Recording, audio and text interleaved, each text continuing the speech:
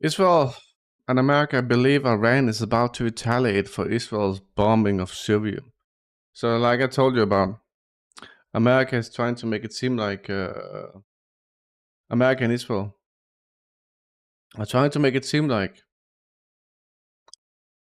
Iran is about to bomb. Obviously, they are not, dude. Obviously, they are not. This is just some false bullshit. I think Iran is gonna attack a military base somewhere in occupied territory. Hey, ding dang now. Oops.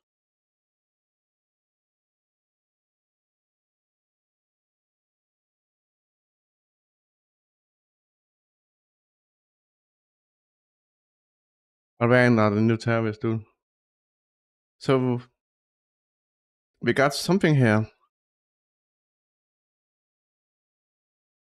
Malek team. So I'm not sure if this is like an Israeli. I don't know what Malek team is. It's a hacker group. A hacker group called Malek hacked several Israeli travel agencies and obtained personal information about a large number of Israelis and their travel historic. So Malek hacker group. Iran, it says.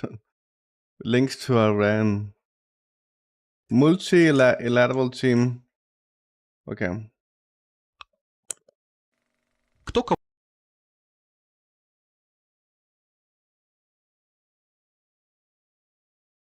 Oh, I don't want to show that, dude. I don't want to show that. I don't want to show like personal data. But Malek has hacked travel agencies in Israel.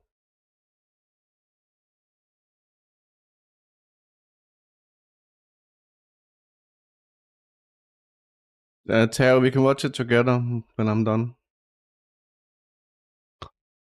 Top Israeli spy chief exposes his true identity in online security labs. Okay. The identity of a secret Israeli commander of 8200 unit was revealed after 2 decades of activity in a shadow. Yossi Sariel unmasked as head of unit 8200. The identity of the commander of Israel's unit is closely guarded secret. This is the first time the identity of the commander unit is revealed while in duty. Okay. How do Iranians boil a frog?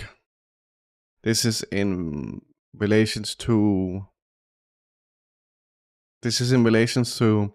a retaliatory strike by Iran. Iran has to be very calculating its response. And I want to just quote from an article that we will publish this week. And the article is called How Do Iranians Boil a Frog? Quote, legend has it that a frog placed in a shallow pot of water heating on a stove will remain happily in the pot of water as the temperature continues to climb and will not jump out even as the water slowly reaches the boiling point and kills the frog. The change of 1 degree of temperature at a time is so gradual that the frog doesn't realize he's being boiled until it's too late. Now, this has been Iran's asymmetrical strategy towards Israel. Don't engage directly in the war to make Iran a clear target for Israel, but have its allies engage. And they are doing it of their own volition, and their allies are not state actors, right? So it's like a swarm from here, from there, from Yemen, from Iraq, from Lebanon, from Gaza, from the West Bank. Israel gets truly swarmed. Look at Israel's condition today. Its economy is in shambles. Hundreds of thousands of Israelis in the north and the south have been displaced. No homes, no jobs. The blockade of its vital shipping waterways, the Eilat port, is disabled, and it knows that its Mediterranean ports, Ashdod and Haifa, can be disabled too. 80% of Israelis outside say they will not return. And you're going to see with the new conscription laws that you're going to have a huge exodus of ultra-Orthodox Jews. That's right. Hundreds, if not thousands, of Israeli soldiers dead. You even had many Jews who was protesting because they were forced to join the army. International pariah status. This is how Iran is boiling the frog. That's right, boys. Take a look at this. AIPAC, the Israeli lobby group in America, Iran backs Hamas, Iran backs Hezbollah, Iran backs the Houthis, Iran is helping Putin in Ukraine. It all comes back to Iran. And this is like 1 day ago. So you got all this anti-Iranian rhetoric happening at one go, dude. It's also fucking transparent. Remember John Kirby said we have found no links between Iran and Hamas.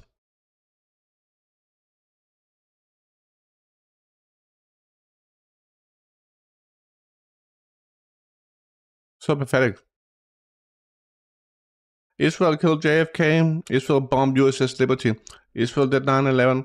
Israel made ISIS. It all comes back to Israel. It's a response. Okay? A huge military parade, the largest of its kind, since 2009, for thousands of Palestinians killed in Syria to celebrate Jerusalem Day.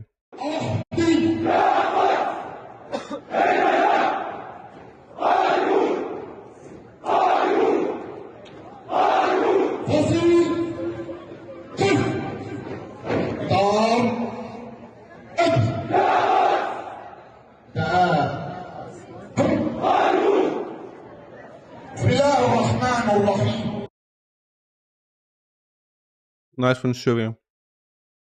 Battle for a new fortress approaches.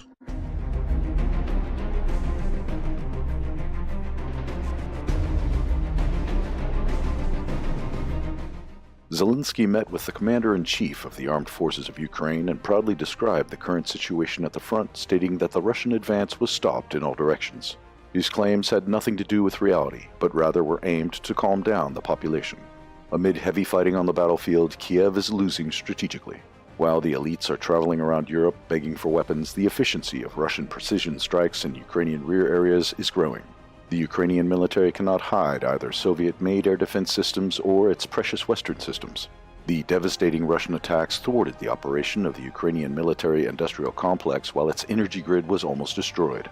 On the other hand, Russian military production is booming and Kiev is awaiting a new large-scale Russian offensive in the near future. The Russian air defense is repelling massive Ukrainian drone strikes on a regular basis. On the night of April 5th alone, Russian forces destroyed at least 53 Ukrainian UAVs. 44 of them were shot down in the Rostov region where they targeted the airfield in the Morozov district. No significant damage was inflicted as a result of the attack. Despite Zelensky's attempts to declare fake victories, the Russian army is pushing the Ukrainian military in different directions. In the Artyomsk region, fighters of the Russian 98th Airborne Division passed the forest area and broke through the Ukrainian defense on the outskirts of Chasov Yar. The town, located on the heights, is a difficult fortress to storm. This was an important... Hey, Foo Fighter. It's been a while, dude. What have you been up to? Did you have a good Easter? Victory for the Russians to gain a foothold on the hills on its eastern outskirts. At the same time, Russian troops managed to advance on the hills to the southeast of the town. From Ivanovskoye, Russian forces broke through the forest to the Seversky Donetsk-Donbas Canal. Heavy battles are ongoing west of Avdiivka, where the Russian army is rapidly expanding its zone of control near Umanske, storming the last streets under Ukrainian control in Semyonovka. These two villages were the main strongholds of Ukrainian defense on the western bank of the local Durnyaya River. Judging by the pace of the Russian advance, Ukrainian forces probably is about to fall. Cannot hold them for more than 2 weeks, and they will be forced to retreat kilometers to the west. Ukrainian forces attempted to launch flank attacks and counterattacks in Pervy-Miska, but failed to achieve any results. Amid the ongoing defeats of the Ukrainian military, the Kiev regime turned to terrorist attacks against the Russian population. Russian special services are capturing more and more people involved in the terrorist attack on Moscow on March 22nd. As a result of the operational actions, material evidence of Kiev's involvement in this bloody operation was obtained. That's right. Kiev's involvement was obtained. They were sending money to the terrorists. A reward was awaiting for the terrorists when they arrived in Kiev. I had no work for a break, but this weekend I've been back at a busy Easter. Okay, fine. We got satellite images of the Russian airbase near Morozovsk in the Rostov region. Before and after the drone attack, published by Radio Liberty, indicate that there are no visible damage to the aircrafts. The image was taken over the morning on April 4th and 5th. Ukrainians claimed that they destroyed 6 aircraft and damaged 8 more at the base alone. So 8 damaged aircraft destroyed. 6 destroyed and 8 damaged. But in reality, nothing.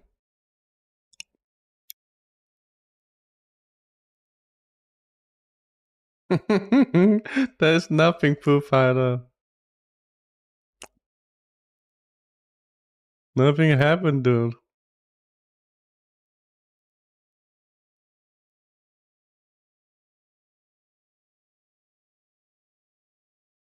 Azerbaijani media has published footage reportedly showing a buildup of American military equipment near the border. Armenian military, not American. Armenian military. There has been no response from Yerevan yet. So, Armenian military heading towards Azerbaijan, maybe as a way to provoke Azerbaijan, surely by design, from both countries.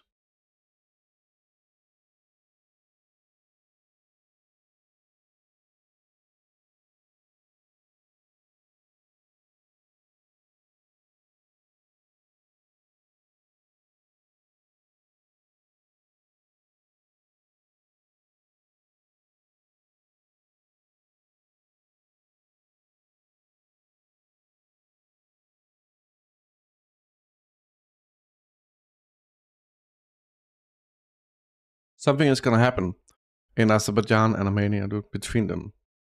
Take a look, boys. So a Sukhoi 34, the Ukrainians destroyed. The Sukhoi 34 that the Ukrainians destroyed last night at the airport that I just showed you in Rostov sent back in FSBs today for a restless night at Morozovsk.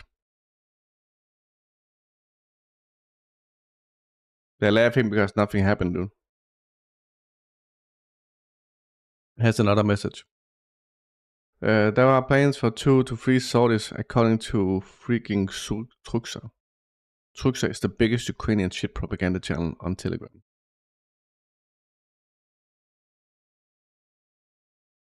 Now, moving on, we got this. The pro-Russian Ukrainian resistance in Odessa. Pro-Russian Ukrainian resistance in Odessa destroyed a power facility that was used by a military base.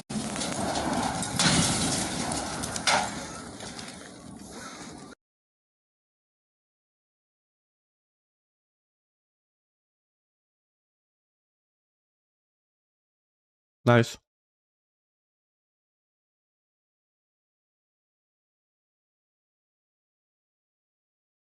Hey, Razaro. One. Is this you? Yes! This guy opened the parachute way too late, dude. Oh my God. Oh God. But I think he's okay. But that was way too late, dude. Makes you wonder if Ukraine did anything for NATO. They would have satellite images so fast from their mouths. Curious timing. What's behind US Security Council resolution proposing ban on nukes in space? It will be interesting to know the details of this proposed treaty by the US, said retired Colonel Earl Rasmussen. That's from US Army Lieutenant. Commenting on a joint American-Japanese UN Security Council resolution expected to be tabled next week, proposing a ban on nuclear weapons in outer space. I'm often kind of cautious when they propose something because the US is probably the one country that has reneged or withdrawn unilaterally from more treaties than any other country, he said. The timing is also interesting and curious, and the details crucial because there's already an international agreement banning the deployment of nuclear weapons in space, the 1967 Outer Space Treaty. It doesn't rule out that the Security Council resolution may be aimed at advancing space-based weapons which countries have developed but not fielded. Okay.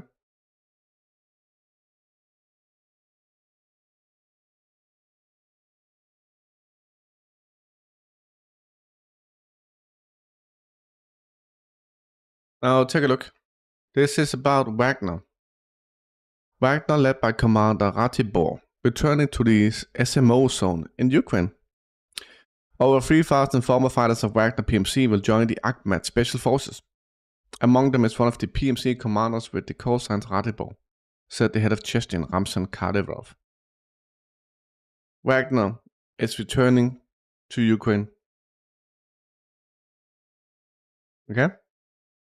America, I don't know if you are paying attention, but my new hypersonic drone is more aerodynamic than your precious F-22.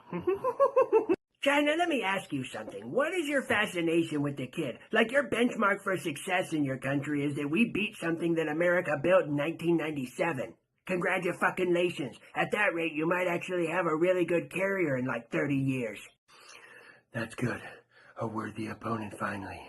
But I assure you, if I ever get myself unchained from this damn hangar, when I'm over there with your J-20s, by the time I'm done, they're gonna put me on a registry. Huh? What? Oh, yeah. Congratulations, China. You stole enough technology that you caught up to what I had 20 years ago. Good job.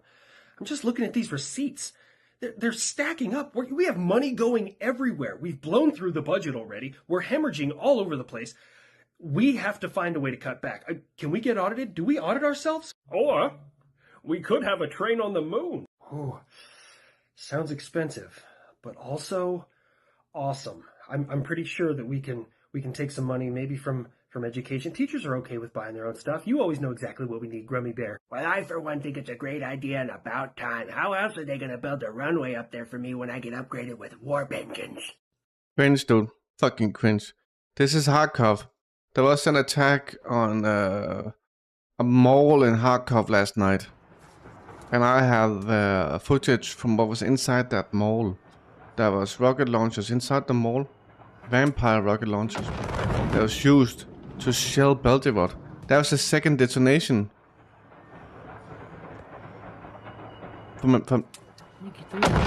That's the second detonation from the ammunition. Пизда, блядь.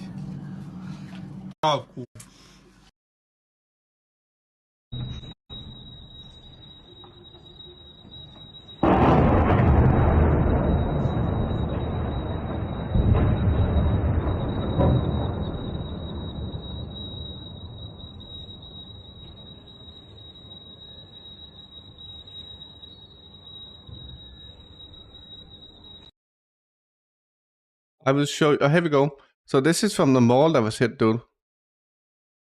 So what you can see, this is from last night. These are footage taken by Ukraine. Here you can see missiles. That was inside the fucking mall, dude. You can see they're clearly not destroyed.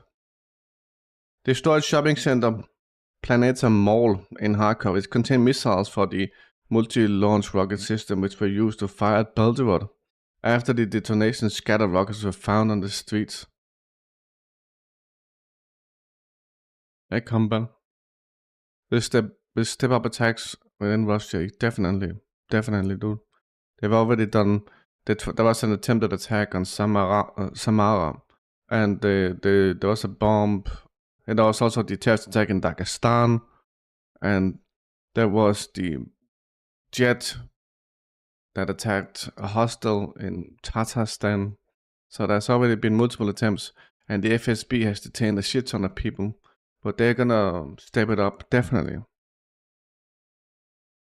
But this, what you're proposing is not a way for Ukraine to win. This is a way for Ukraine to lash out and do asymmetrical warfare, i.e. terrorist attacks, but that's not how you win combat. What you're proposing is not a path to success.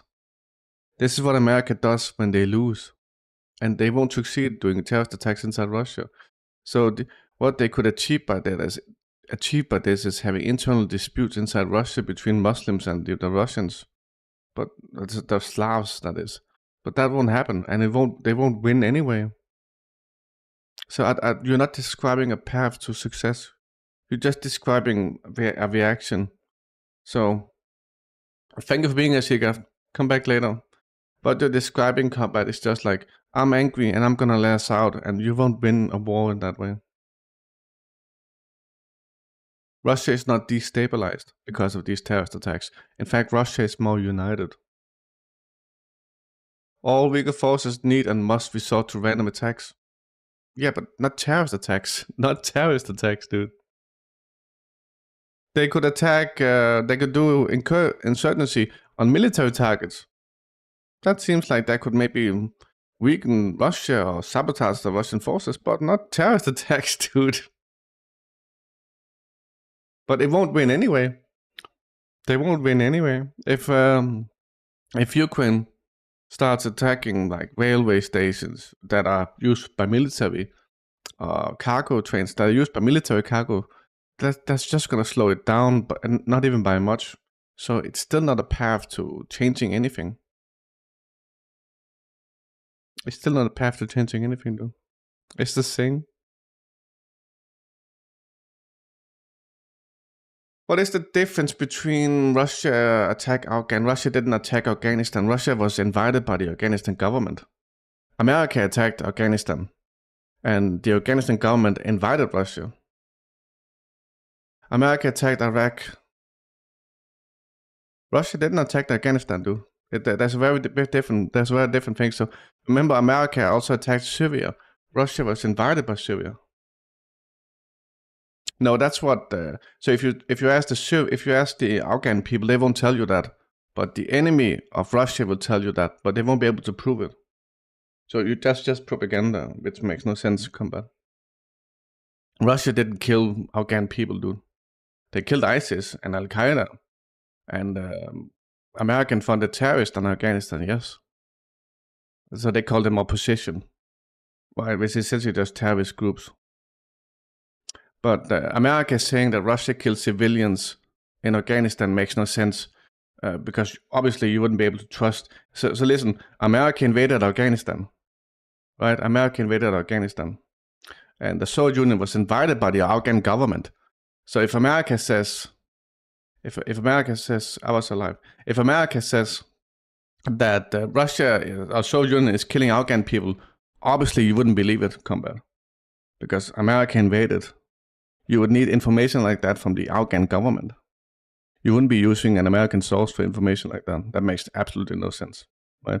And all you got is American sources, and America is the invader at that point. So using their sources to describe what's happening in Afghanistan that Russia is doing makes absolutely zero sense, dude.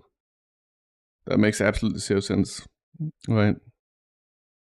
So what you need to do is just look, find me some Afghan media claiming what you're claiming. Then we can look at it. But I'm not even gonna entertain the idea when America says we invaded Afghanistan, but Russia is the one doing the killing. It's just ridiculous. That's ridiculous. So the Russian government, the Russian military were invited, and they were invited because of America. So now you're saying invited to kill people? No, the Russian government were invited. Combat. You can't just combat. I don't want to argue this dumb shit, dude. It's boring, combat. If you're gonna criticize something, be very precise. Don't tell me I'm wrong. Tell me what I'm wrong about. Otherwise, it's just a boring conversation. I don't want to hear that I'm wrong, combat. Tell me what I'm wrong about, dude. Don't be boring.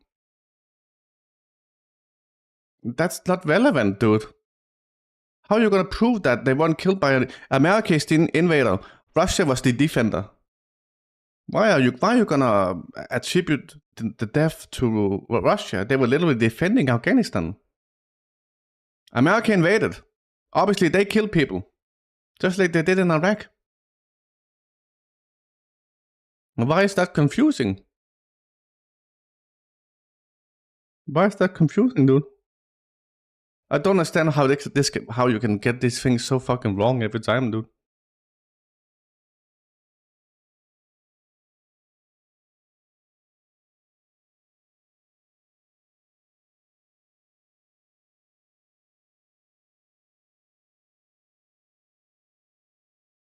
How can you get it so fucking wrong, combat? I don't understand, dude. You keep saying I'm making stuff up. I keep telling you, what did I make up, dude? What did I make up?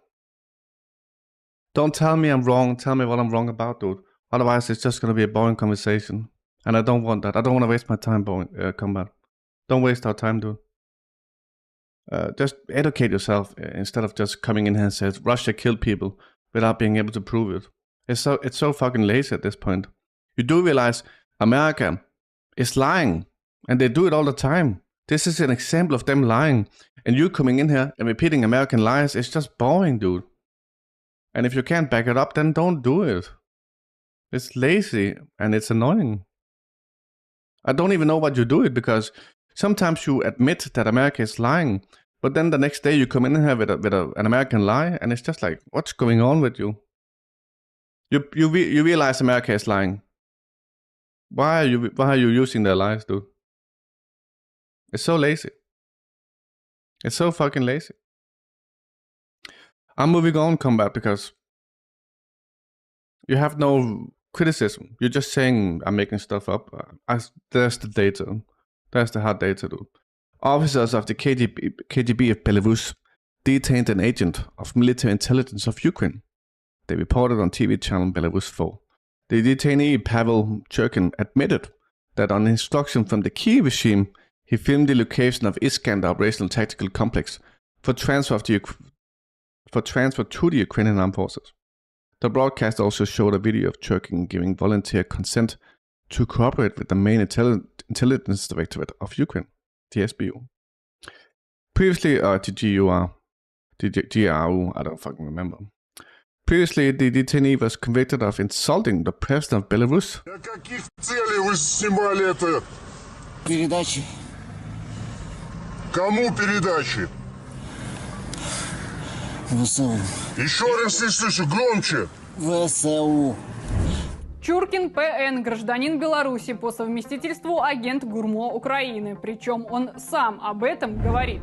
Даю добровольное согласие на сотрудничество с Главным управлением разведки Украины. Мое решение обусловлено желанием помочь украинскому народу в борьбе с путинским режимом, который после его свержения позволит освободить Беларусь от диктатуры. Внятно говорите, спокойно. За снятие. Чего? Военного объекта.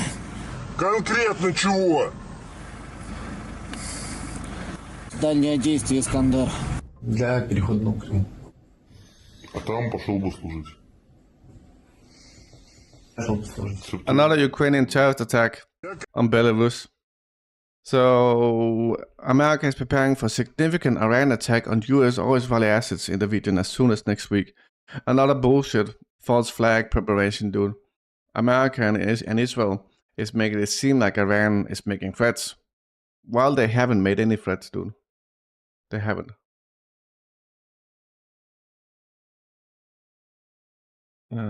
So this is a guy called Sign Lawyer. He's creating combat drones and mine layers on the front line.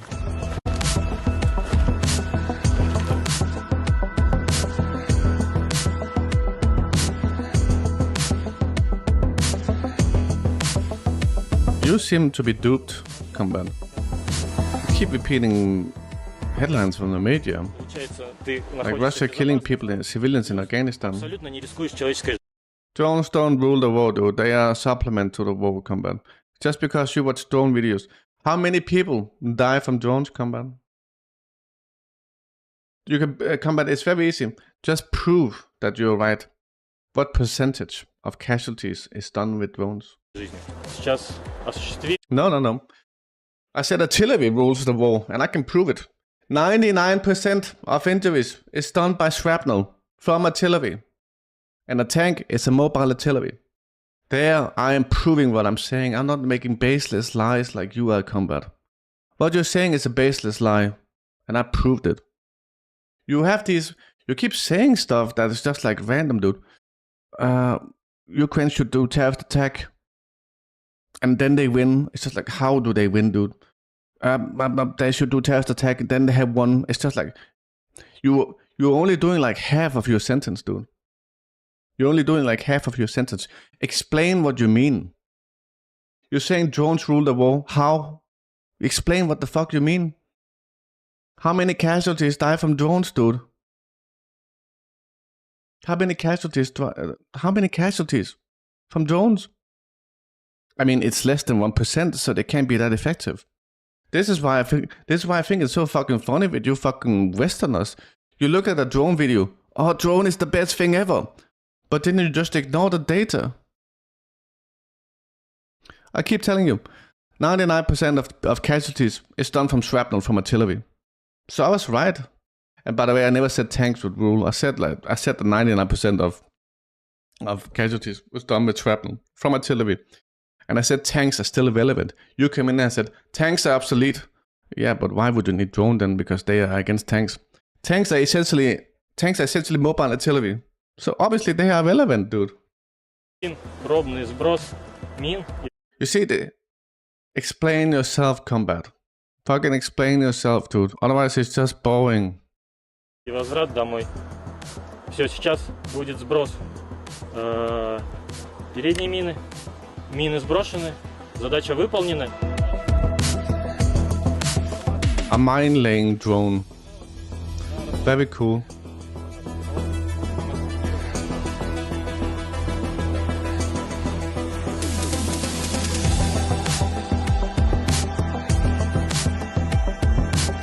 Я увидел, что данный вид абсолютно гражданской профессии можно применять в военном быту. И я стал помогать сначала одному подразделению, потом другому, третьему.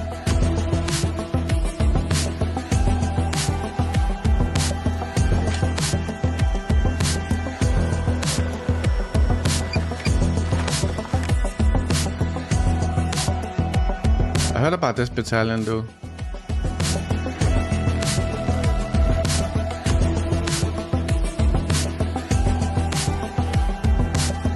Проникся к парням, и плюс тот факт, что это православный батальон, воюет под покровительством такого святого, я понял, что это моя судьба именно попасть сюда. Я и сюда приехал и закончить войну. Look, an RPG, dude. I think it's an RPG. I think it's a fucking RPG. This is the attack on the mall in Kharkov, I believe.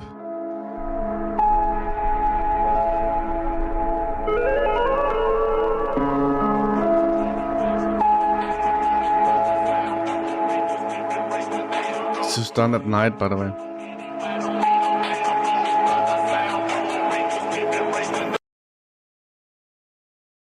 So, what is this? Doma. Is these like civilian houses? PC-30.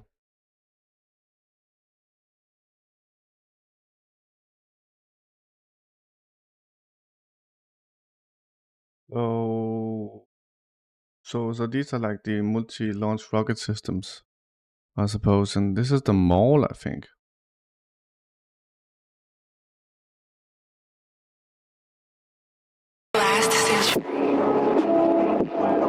Look, destroyed, dude.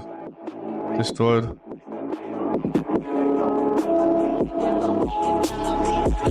These systems were used to attack Belgorod.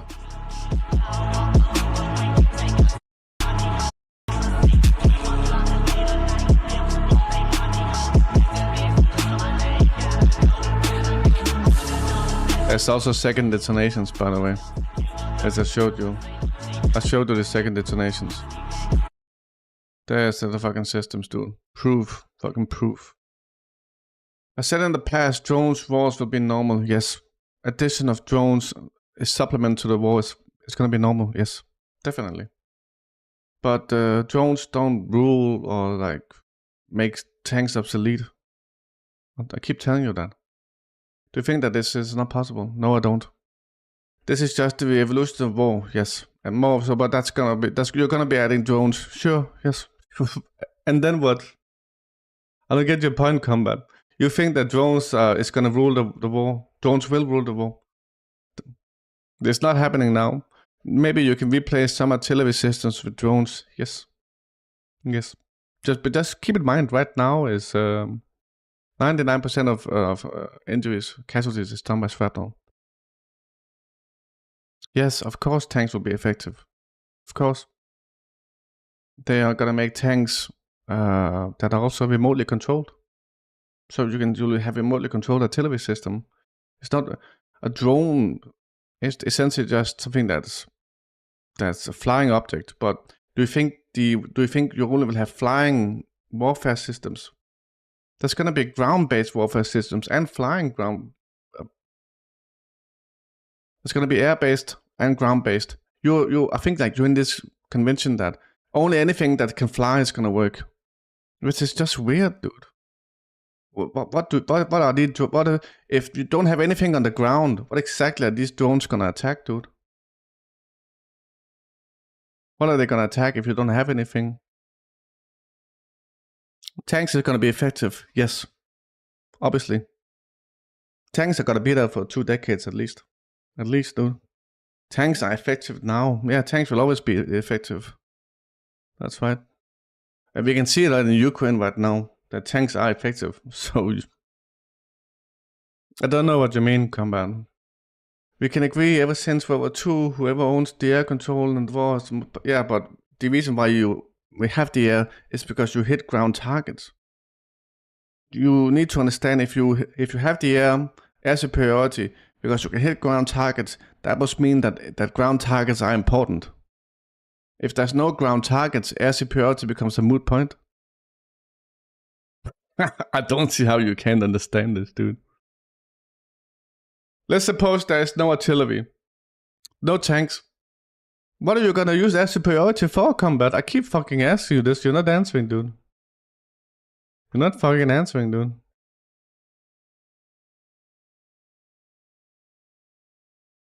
Channel 4 news presenter Krishnan Guru Murthy explains instances where humanitarian aid workers have come under attack and been killed by Israel during this conflict. He emphasized the lack of investigation by Israel into these attacks and states that the overall death toll among aid workers is nearly 200. It's not the first time that humanitarians have come under fire in a conflict that has already cost.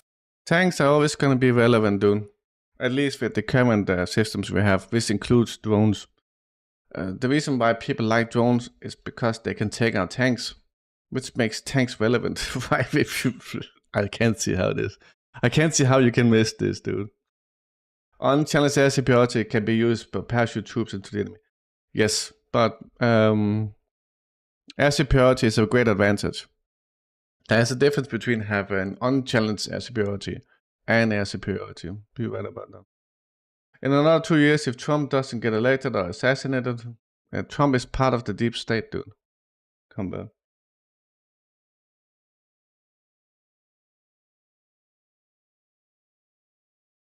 Remember, Trump sent javelins to Ukraine, sent money to Ukraine. He did the same shit, though. Because drones are so cheap, much we can agree on. Maybe Ukraine begs from those instead of large tanks. Why is Ukraine not using drones now if they're so cheap? Ukraine literally got $200 billion. They got another $60 billion recently. Why are they not using drones? Combat. Why doesn't Ukraine just have 20,000 drone army? Can you explain that? They have the money, so what's happening? The lives of at least 196 aid workers. Do you know what's funny is that Ukraine has so much more money than the Russians, but Russia is winning the drone war. By the way, the most effective drone in the combat zone is the Lancet drone. Do you know how many times it's been used, combat? I'm just going to give you a way to dissect the relevance of a drone. The Lancet drone has been used like 900 times, maybe 1,000 times. That's less than... So remember, artillery is used by 2,000, 20,000, 60,000 a day. So it's 800 Lancet drone strikes throughout this conflict versus like 60,000 artillery shells a day, dude. So that's the disparity. So we can clearly see how drones are not super important yet. They are relevant, sure, yep. But I know how relevant they are because I know how much they're being used. All you've done, combat, is looked at some combat footage and then you assume that they're super nice, but you don't know how much damage they do. In November, this convoy of vehicles belonging to Médecins Sans Frontières was attacked by a tank during an attempt to evacuate south from Gaza City. The charity says not only were they travelling in clearly marked vehicles and had notified the IDF, but that they were following a route indicated to them by Israeli forces. 2 people died. Trump also did Trump Heights in Israel. That's what I mean by Trump. And his daughter is married to Kushner. So obviously Trump is part of the establishment, obviously. That's why the worst president for China was Trump. Trump sanctioned Russia. MSF concluded it was... Trump said he would... Trump tried to push European countries to give more money to the American military-industrial complex. Trump said to Germany that they should stop getting cheap oil from Russia and instead America. All these is examples of Russia doing the same thing as all the other presidents.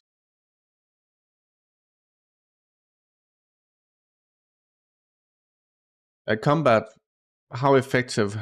I'm gonna prove that you're wrong, Combat, and I need for you to answer this. How effective has the drones been in this war? It was a deliberate attack by the IDF and asked for a formal investigation. None. Yeah, so what Trump is doing is saying that the countries should take their social spending and use it on the American military-industrial complex instead. That's what that means, Combat. What you said there means exactly what I said. You just don't understand it, dude. So when EU is going to use 2% to GDP, that has to come from somewhere, and that's social spending. And that is going to go to the American and military-industrial complex. So that means that Trump is doing the work of the American military-industrial complex. So it's just you not understanding what's happening. But remember, you still need to prove to us that drones have been effective. Go on. At least make a claim, at least. Make a claim, at least, Combat. Came. On January 18th, the accommodation and offices used by the British charity Medical Aid... I'm going to tell you, Combat, drones are not effective. Because they're not being used enough. So that's why they don't really matter. You can just fucking ignore them and it wouldn't matter. I'm just making a random claim because I know you have no information, dude. You're just making shit up. For Palestinians was hit by an airstrike in the supposedly safe zone of Al-Mawasi. Yes, but you still need to answer, dude. How effective are drones? You say they are effective, but that's moot. I keep telling you, how effective are they compared to artillery? Give me something. If you see a drone attacking one guy, that's not effective. And that's what you've been seeing. So I'm asking you, please inform us. How effective are the fucking drones, dude? Please, Combat. Just fucking answer. Had sent their coordinates to the IDF, who at first denied responsibility, then said the strike was a mistake. On January 29th, in the neighborhood of Tel Al-Hawa in Gaza City, the Palestinian Red Crescent Society sent an ambulance to rescue 6-year-old Hijab, who was trapped in a car with her family after they were killed by Israeli forces. The ambulance crew radioed to say they were being targeted by IDF lasers. There was a loud explosion. They were laser targeted by the fucking artillery, dude. The connection was lost. 10 days later, after the charred vehicles were discovered, the IDF said they were looking into it. On the 5th of February, a UN food truck travelling as part of a convoy along the supposedly safe route on Al-Rashid Street was hit by naval fire. It was carrying food and flour, which was destroyed. They keep targeting the fucking aid convoys. The UN stopped sending food trucks into the north. And on the 20th of February, this accommodation building used by MSF was hit by what weapons experts say was a tank shell. 2 people were killed and 7 injured. MSF say they had given the building's coordinates to the IDF, who have previously said they were examining the incident. One of many in which nearly... And then they say they're gonna examine or investigate, but then there's no accountability, dude. Imagine that you got like a fucking murderer saying, hey, you did a murder. Yeah, let me look into it. 200 aid workers, mostly Palestinians, have been killed. Jesus, dude. Holy fuck. When using artillery, drones are used to get more pinpoint accuracy. Yes, true. You can also use all sorts of other means, but yeah. Most, if not all, armor have been hit by artillery. Yes. But they use drones to pinpoint accuracy. You do realize that, so you're saying that drones are good for reconnaissance. Are you saying drones are used for reconnaissance? Where the heck do you think they're getting that info from drones? You get that info from manual reconnaissance. Before drones, people were doing the reconnaissance. That's very normal. That still happens, dude. That still happens. You use satellite data and manual reconnaissance as a man-made observation post, cameras. You do realize that's still happening, right? You do realize on the front combat, there's a massive electronic warfare wall, right? That means that Ukraine can't penetrate.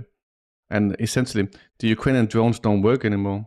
Don't you find it funny that Ukraine is not showing any drone footage? It's because they can't use them. So you keep saying that drones are used all the time. No, they're not, dude. There's ways around doing what you're doing manually without drones. That's when you would use manual reconnaissance. Yeah. If you're using artillery, you need to laser the target anyway, right? So the American artillery is satellite guided, which means you need GPS coordinates. That comes from satellite. That comes from satellite, dude. You can use a drone, yeah. You need a ladder long anyway to combat. Russia use laser guidance. Who do you think holds the laser? That's a person. Have you seen the laser? Yeah, but I keep telling you, Ukraine is no longer using drones because they've all been disabled by electronic warfare. So what are you gonna do? What are you gonna do? The Ukrainians are complaining whenever they deploy a drone, it just falls apart, dude. What are you gonna do?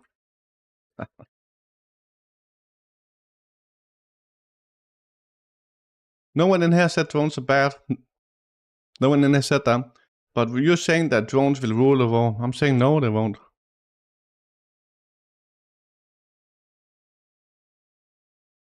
But thank you for at least explaining what the fuck you mean. That's the first time, though. American troops in Moldova in emerging plan B for Ukraine. So I don't know what this is, though, but let's go through it. American troops in Moldova become a backup plan for Ukraine. NATO is considering a scenario of an invasion of Ukraine from Moldova to occupy Odessa and attack Crimea. There is a threat looming over Moldova that countries could become a strategic springboard for the European Union. It remains to be seen whether such a plan will be successful if it is attempted. But Moldova is not the most stable country in the world, as the people are split into two camps, pro-Europe and pro-Russia. Moldova itself has no strategic importance, but it could become a springboard and starting point for a Western offensive strategy towards Odessa and Crimea. This could be part of a kind of a plan B brewing in Europe. This could be resorted to if the Ukrainian forces are defeated at the front. However, there are problems with using Moldova as a springboard. The political situation in the country is very unstable, and if the Russian side really intensifies its forces, the pro-European faction may face a dim future. This could deprive Moldova of its status as an EU bridgehead. And if the EU, through Romania and other countries, send troops to provide security for the European regime that is now in power, it could lead to internal conflict.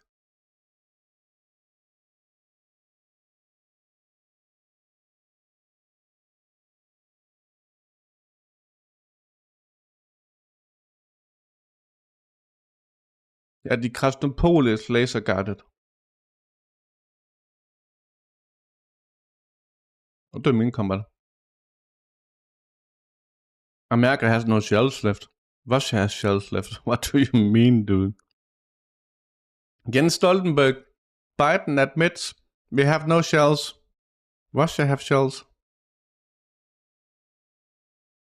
So when you say not common items, like what do you mean, combat? You're doing that thing where you're not explaining what the fuck you mean and you're speaking like in fucking in code, dude. I don't know what you mean. Hey, Quicksand. How you doing, man?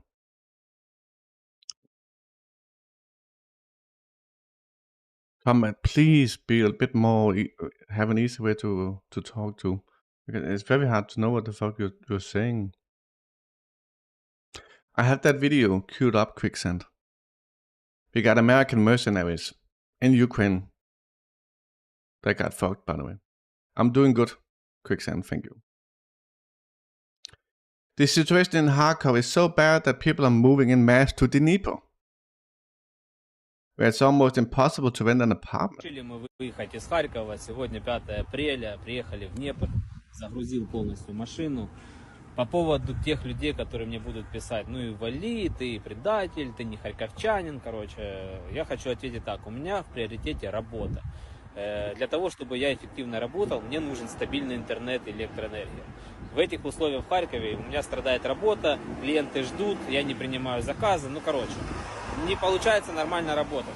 Плюс у меня вся квартира на электроэнергии, бойлер, индукция. Я не могу ни нормально приготовить, ни нормально покупаться. Плюс еще прилеты ночные мешают спать. Ну короче, ни работать не получается, ни жить, поэтому вынуждены переехать. Combat. That's because you're just making nonsense, dude. You're making nonsense. And an example, Combat, is when you say not common items like the same American version. I don't know what you mean. That's nonsense, dude. Ехали в Днепр, уже посмотрели несколько вариантов по квартирам. И что хочу сказать, что с квартирами тут полная жопа сейчас. С Харькова очень много людей переезжает. Вариантов хороших нет. Цены выросли, риэлторы берут 75%. И только хороший вариант появляется, его сразу кто-то забирает. Нам один вариант понравился, только сегодня выложили, мы сразу звонить, они говорят, да нет, уже дали задаток. Тоже люди из Харькова. Короче, ситуация по квартирам не очень, но что, будем продолжать поиск. No apartments, boys. We got an ISIS member who was arrested in Iran. Senior member of ISIS after entering Iran some time ago. With the identity of Mohammed Saki, known as Ramesh, and two other people who intended to commit suicide attacks on Eid al-Fitr at the end of Ramadan were arrested. He was tracked some time ago, entering Iran, and was on the wanted list. His picture, bottom left, was published to the public by police to gather info from citizens if they had any information about his whereabouts. He was finally arrested with a new appearance before committing terrorist attack he had planned for next week. Yeah. So this is a new weapon that the Russians are using. By the way, Combat, do you know what's really ruling the war in Ukraine? The Russian bombs. The Russian FABs. They are winning the fucking war, dude. They have a glide kit on them. They are cheap and they can be produced in mass. They come in good sizes, 250, 500, 1,000, 1,500, 3,000 are being mass produced. Obviously, there's an FAB 9,000 and FAB 5,000. But that's what's really winning the war at this point, Combat, not drones.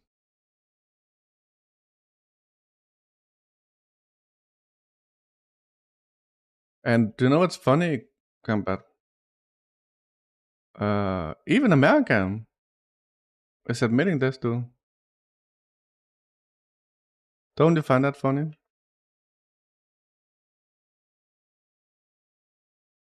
These bombs are winning the war, boys. Combat.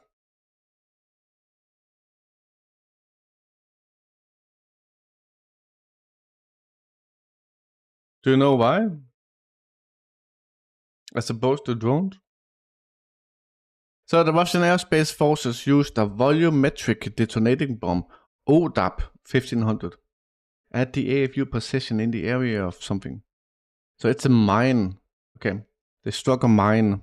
Okay. This is how the Russian forces worked on the enemy underground shelter. A feature of the volumetric detonation bomb is used of liquid as an explosive, which is sprayed and ignited.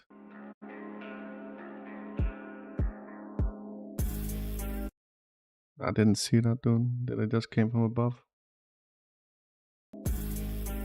It must have.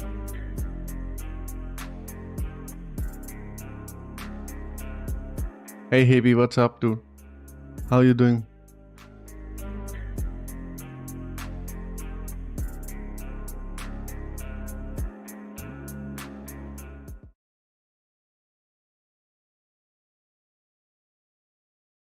Glide bombs are perfect for advanced wars for sure. Keep the person playing away from the enemy. They're used a lot in all the world. The cool thing about these bombs at this point combat is that they are equipped with a gliding kit. Yeah, like you said. Which means that they are precise as fuck. They can even be used to take out the bridges.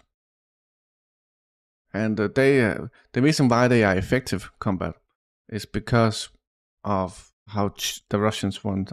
I'm talking about, not the American. It's because of how cheap they are to produce and how many you can produce. The manufacturing process is a metric of quality of the weapon, where the Russians, the Soviets, and the Russians always wins. Okay, Hippie. Okay, dude. So, mobilization went wrong. I fucking love this, dude. I love this.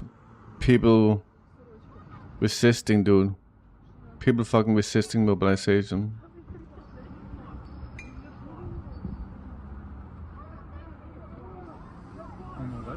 Pepper spray, dude.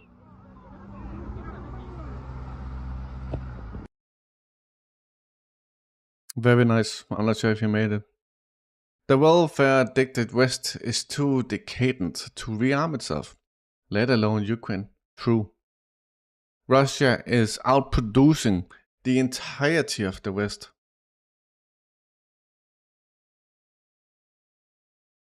Not because it's a welfare-addicted West, it's because it's privatized. The military industry in the West is privatized.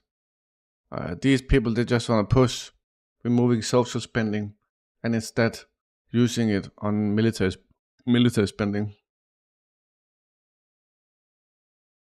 Yeah, but it has always been like that. The reason why they're better at doing it is because the Russian weapons are used to win a war. The Western weapons are used to make money. Welcome back, Shigaft. The West is fighting a war, yes. The West is fighting a war. The war in Ukraine is obviously a proxy war. And you got American troops all over the planet, dude, essentially engaging in war. America is complicit to the war in Gaza. These are American weapons. Right, so you have American weapons in Gaza. It's not too relevant. But you also got American that are engaging, they're not in war, but they are in war. They just have, there's not like in a political war, but they are in war in Syria, right? You got the entirety of the West engaged with the war in Ukraine, including soldiers on the ground. NATO has been in the ground since 2014. Like you said yourself, NATO is controlling the HIMARS and the Patriots, like you said. But combat, if this is all about chucking away at Russia, they would want to perform as good as possible. And that is what they are doing. America can produce more artillery right now without building new factories, which is what they want to do. They have said as much. America has said, we are out of weapons. We need to build more factories, as they want to do. But that would take 5 to 8 years to do, right? And even when they do that, they're not going to be able to outproduce Russia. But that just means that Russia will always win, because it's a war of attrition. Then they will always win. The ones who have the most weapons wins.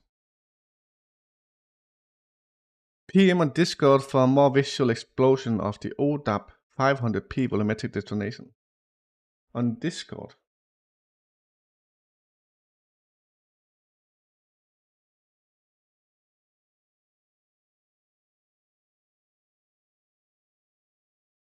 Delete. Oi, I've seen this before, click like. I saw this one before, dude. Jesus. Is that a shockwave of dust or mist or something? A fog or what is it? Surely that's not the liquid in the bomb. That's not the liquid. This is the liquid. This is something else, I'm assuming. The other bomb we saw was 3 times as big, dude.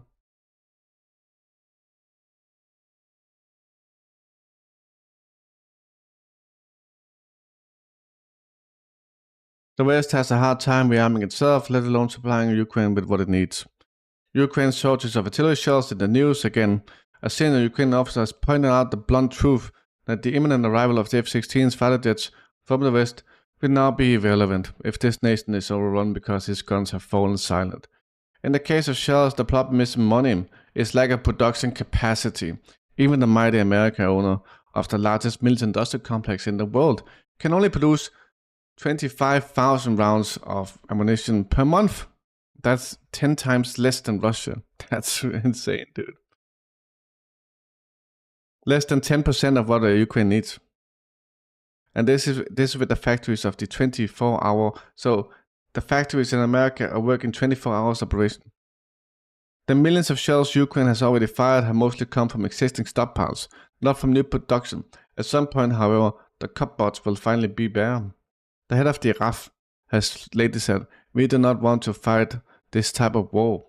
And indeed, at least we will fight alongside the US. We don't fight like that. Saddam Hussein's largest Soviet-equipped tanks was destroyed for almost no British losses in 2003. Artillery just fired just 9,000 shells in the entire campaign. That's nothing, dude. 9,000 shells. It's in Tana. How is Brazil?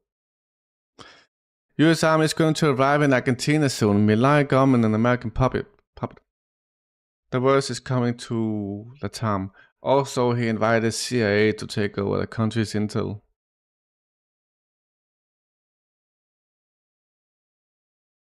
The bomb is called two-stroke due to the presence of 2 stages cycles during the first is spraying, the second is oxidation. During an explosion at the epicenter, the pressure reaches 120 atmospheres. Ukraine is trying to bleed Australia's weapons stockpiles dry. The Ukrainian ambassador in Australia, Vasyl Miroshnichenko, has had a track record of interfering in the internal affairs of Australia. He does so unashamedly, without any reservations. It's so clear and obvious what he's doing. Australians are sick of it. People are sick of it. He tries to get interviews wherever he can. He tries to appear in the mainstream media, and it's always the same line. Give us money, give us weapons. In fact, he's been accused of window shopping when it comes to Australia's military arsenal, or whatever's left of it. The Ukrainians have already cleaned out the large part, or more than half, of Australia's available military equipment, their M777 artillery systems, 120 Bushmaster vehicles. In fact, there were so many Bushmaster vehicles pledged to Ukraine that they had to get the factories in Bendigo working around the clock with extra shifts just to keep up with demand. The Ukrainian ambassador, Vasyl Miroshnichenko, has publicly attacked the Australian government when they refused to hand over the Taiwan helicopters, which were forcibly retired due to having serious defects. And rather than hand them over to Ukraine, despite strong requests and demands, you could even say, demands from the Ukrainian ambassador, Australia utilized them and destroyed them and buried them. The same goes for the 50 or so Abrams tanks, which are in storage in Australia. They're due to be retired and be replaced. The Ukrainians desperately want them. The Australians are saying no. Now, when the Australian government says no, then you see the real inner character of the Ukrainian ambassador, the Zelensky regime. This insolence, this ungratefulness. The attacks, dude. Americans participated in the recent attacks in Belgorod region. Specialists continue to inspect the eliminated AFU. So I'm not sure I can show you this video, dude. Or weapons or anything. So we got a video here about. Come here, yeah. Gone through.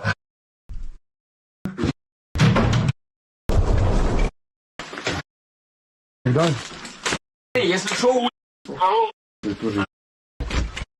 should be safe, dude.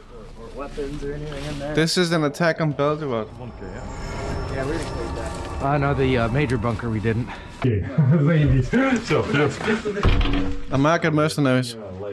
Like Kraken. Something like Kraken. Yeah, come here, yeah. What? What the fuck are they doing? That's the American mercenary, by the way. What are they doing attacking Belgium, We're dude? gonna keep pushing with them, or? This group like previously of convoy. Yeah. Okay. So they're just pushing up in front of the convoy? Yeah. Okay.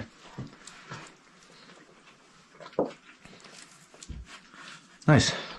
I guess this is all fucking non-combatant on this side anyways, so... Yeah, civilians. You're attacking civilians. Well, allegedly. I asked about P55, about this listen. Puff, yeah? He told me about, yeah, one Russian is killed. Yeah. Because not our guys, but artillery and our guys only, like control. Alright. Nice. What? I had no idea what he said, dude. Well, I'm glad that fucking it's color coordinated and all the fucking dudes are wearing yellow. Yeah, I do appreciate that. I fucking like that. Fuck it. Fucking give me a panic attack if they fucking Blue and fucking yellow. blue or Yeah. But you see them. Oh. Yeah. Our guys. I love how the way that we showed the differences, like the fucking airsoft and paintball levels of team dedication. What? Dude, I'm just happy we're not out here in fucking jerseys. So like, hey, we're shirts, your skins. No, you can't put a shirt on. That's cheating. From you guys from Legend? So fucking weird, dude. Stupid question, but did we clear that? Yeah, there's gonna be civilians in there, if anything, dude. We're gonna go clear it for civilians.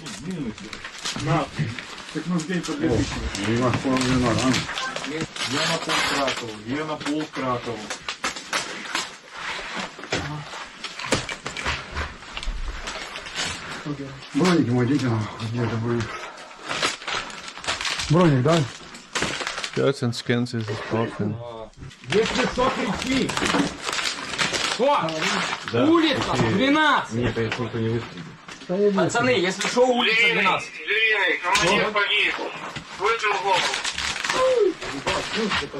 Is that a civilian they took? Or what is it? Все, могу одевать?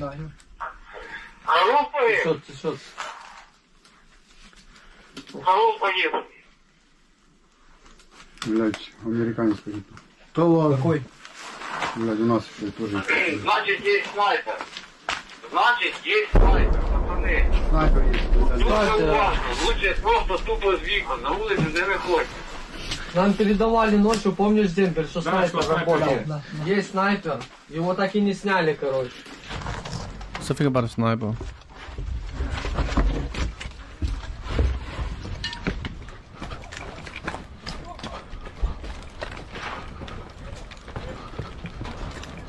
By the way, I don't think any of these. I don't think any of these they fucking make it to. Yeah, no. There it is. That's the ending of that video. Germany has prepared the most radical military reform since the Cold War. German Defense Minister Boris Pistorius announced the signing of an order to reorganize the German army from top to bottom, while speaking in Berlin on the occasion of the 75th anniversary of NATO.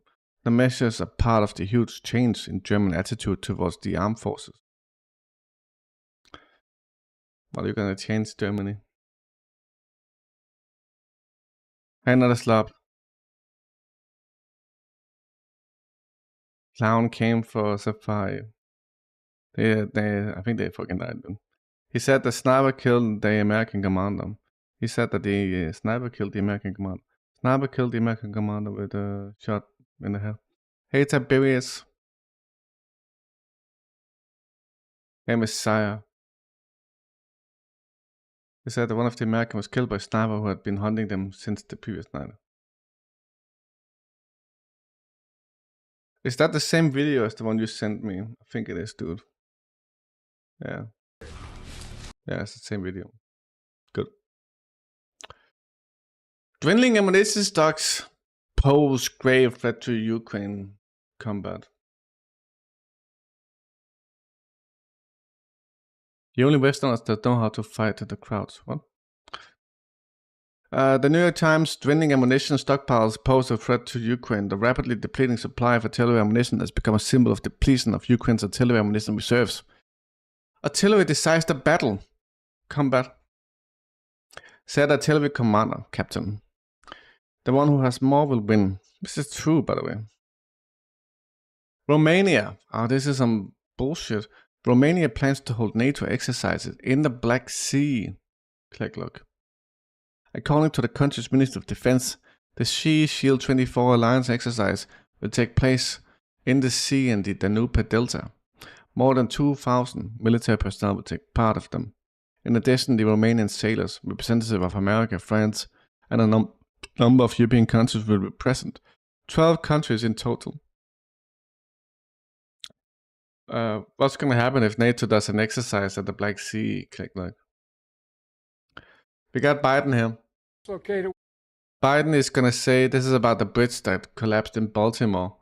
He's going to say that it's a good thing that the bridge collapsed. Never mind the dead people and the destroyed economy. We will have new jobs. Please vote for me. Worker grants, fancy phrase, which is dimes. All it is there to make sure it helps create jobs for workers involved in the cleanup.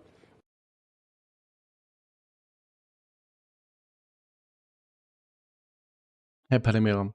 The Germans went totally nuts. Yes, 1 of 10 army recruits is underage kid.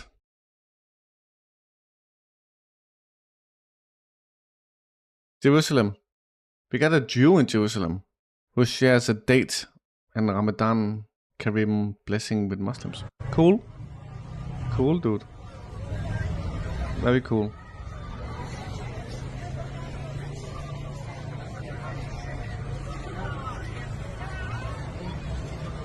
True Messiah. America's fuck, dude.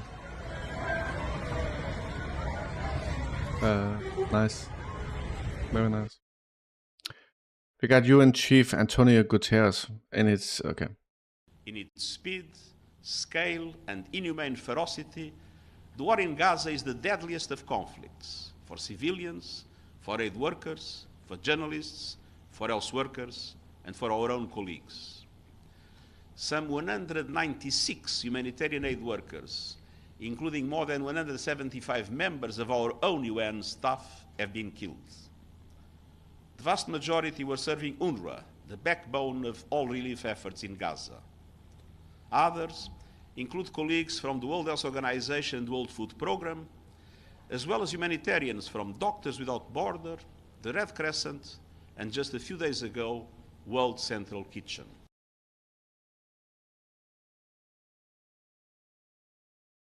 No one gives a shit about UN at this point.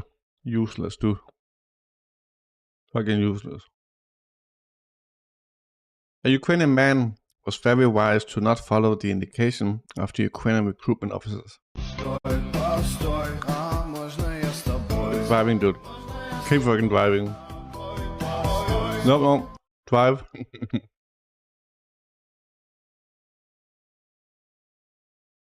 Many American Jews and Jews in the diaspora learn an idealized and sanitized history of Israel. Upon coming into contact with Palestinians and Palestinian narratives, many of us come to realize that there is an enormous gap between mythology and learn about Israel. Well, I'm joined now by Erin Axelman, co-director and producer of the documentary Israelism. Good evening, Erin. this documentary started because of your own experience and a kind of an epiphany you had.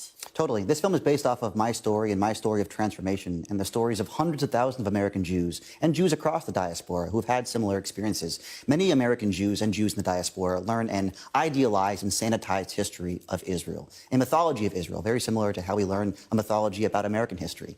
And upon coming into contact with Palestinians and Palestinian narratives, many of us come to realize that there's an enormous gap between the mythology we learn about Israel and the reality of Israel, especially the reality imposed upon Palestinians, especially in the Nakba in 1948, when 750,000 Palestinians were ethnically cleansed from their homes, the occupation that's been over half a century long, and now this brutal campaign in Gaza in which over 30,000 Palestinians have been killed. So hundreds of thousands of us are waking up and realizing actually that to live out our Jewish values in this moment and to honor our ancestors' grief and pain, we must fight for Palestinian freedom and freedom for all people between the river and the sea. Yeah, it's interesting because it's not just you, then you follow other people who are also having similar revelations or recognition. It's a real insight into a world that I or many people watching would never have on the narrative that young Jewish people are taught about Israel, and obviously there is a distinction. Totally. You know, many of us, again, go to Jewish day schools or go to Hebrew school in which Israel is kind of talked about as the light at the end of the tunnel after millennia of oppression and obviously the Holocaust. And it makes sense why we want to believe that. But Israel was created like many Western countries were created by displacing other people. And since then, Israel has treated the Palestinians in horrific, horrific ways. Is Israel not the only country that is created in this artificial way, dude?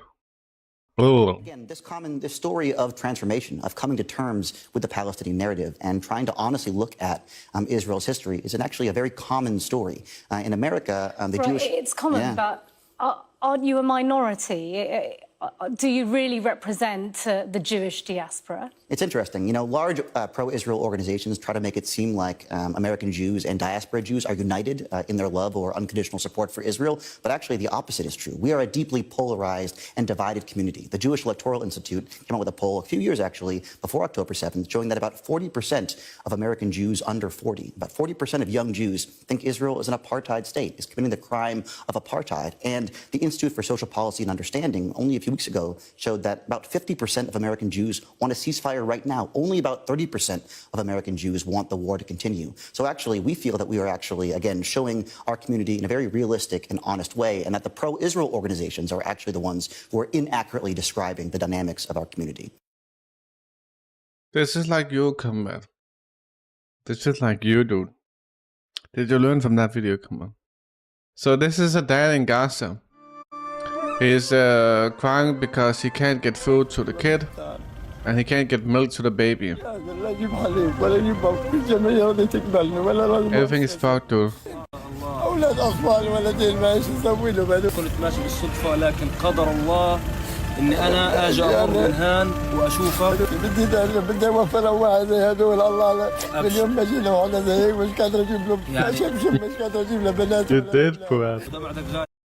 Fuad, can I play them on stream? علينا تبكيش.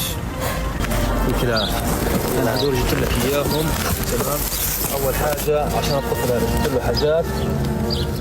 الله يسلمك. بصير ايش اسمك؟ اسمك حسين؟ ياسين. ياسين اسمك؟ يلا خذ اشرب ياسين. يلا يا رب يا رب يا رب يا رب يا رب. شطور تمام؟ وهي هذه كمان الله يخليك مشي حالك فيها انت واولادك تمام يا عمي؟ الله يسعدك يا رب والله يحفظ لك الاطفال يا رب ويخلي لك اياهم. هذه بتشتري فيها كمان من ضمنها الحليب للولد. I always wonder about how much these people they help each other, dude. So we got a video here that is recorded in the West Bank by Fuad. This is gonna be fun as fuck, dude. You ready, boys?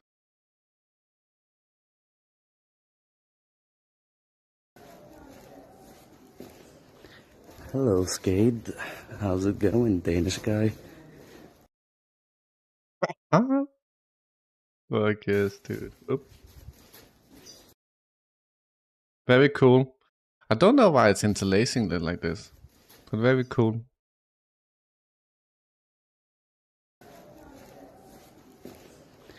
Hello, Skade. How's it going, Danish guy?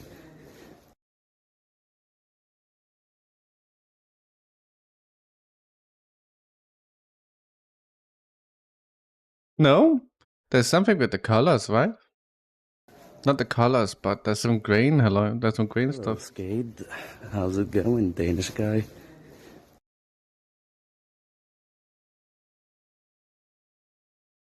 I don't know why it does that.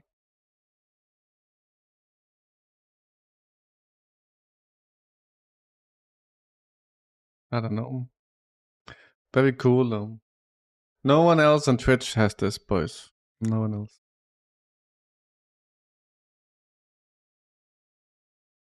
The floating pier being built on Gaza's coast has fueled suspicion that the project is another means for Israel to exercise control over the besieged enclave.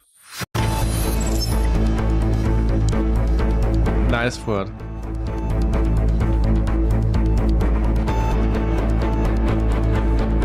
Here comes the color depth.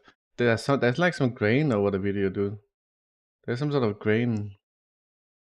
It's very hard to tell what it is.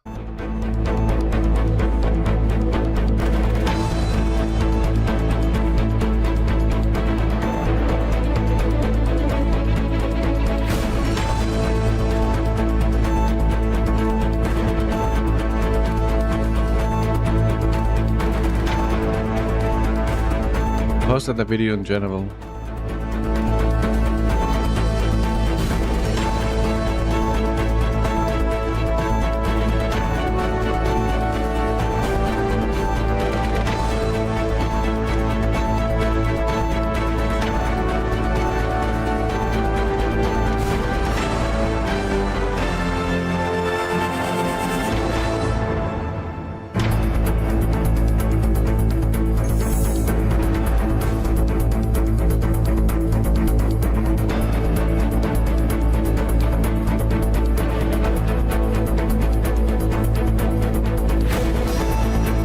That's the old city.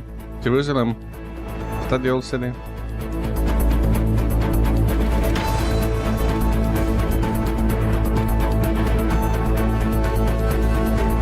Nablus. Sorry, Nablus.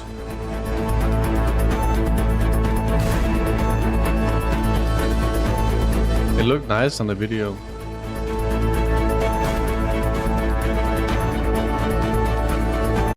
It definitely looked nice on the video. Damage at Belgorod. I don't think there was any casualties reported, but there was like a vehicle that was hit. And the vehicle was completely destroyed. But we don't know if there's anyone inside.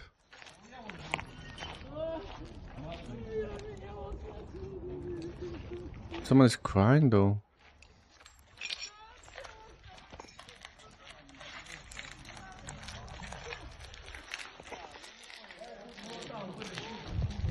All of them have air conditions in Belgorod.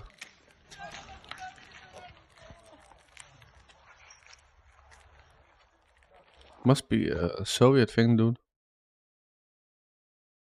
Okay, Fuad. We got another FSB video.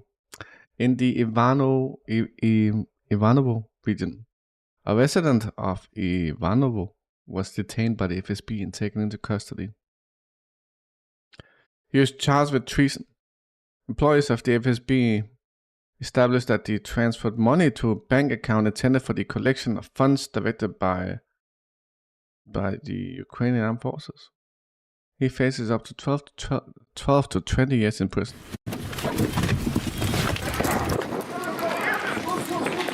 Why would you give your fucking money? Look at the dog, dude. Is it his dog? I'm just gonna double check, dude.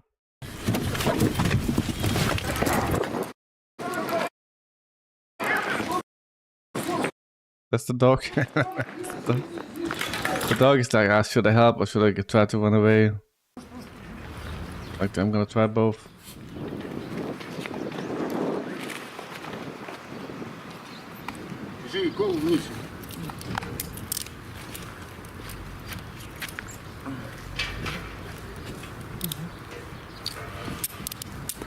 They can't get them on, dude. Fat wrist, dude.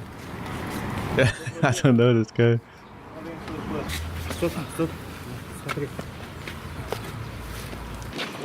They're protecting their face.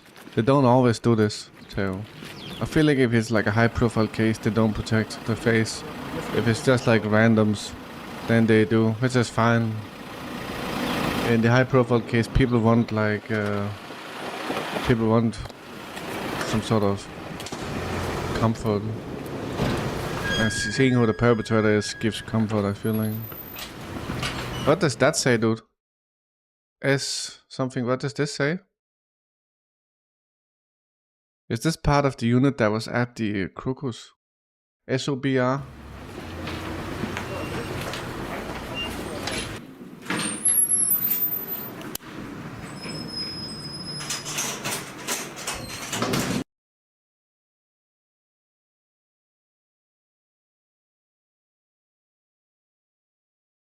Aircon is almost always installed on all rental barracks from the Soviet era, as the heating systems run non-stop from a heating plant. Okay. Okay. I just want to show this. This is the attack in Kharkov. You got missiles that flew out from the facility. And you also can see the military systems actually. Here you can see that there was a rocket launcher at the place, dude. And you can clearly see the rocket launcher here. It's unmistakable, dude.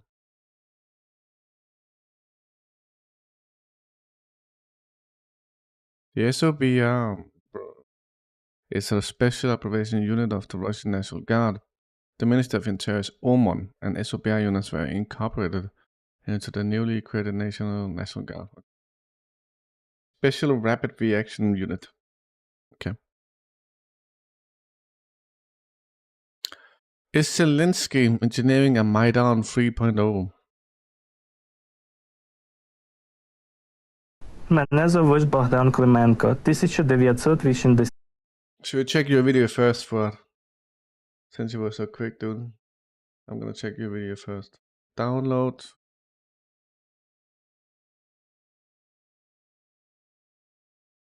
Bam. Bam. Hello, Skade. Look, here's the Bank of Palestine. It's right, and it's very traffic now because we're going to have a holiday in a few days. The end of Ramadan is on this Tuesday. So look at the cloud. It's so cold. Very cool, dude. Very cool. Satin, I sent you one of these videos. The reason why I sent you these videos is because I want you to send it in Matt's Discord and say, oh, you don't got shit, dude. This looks super nice, this area. For all you know, this looks like a touristy area.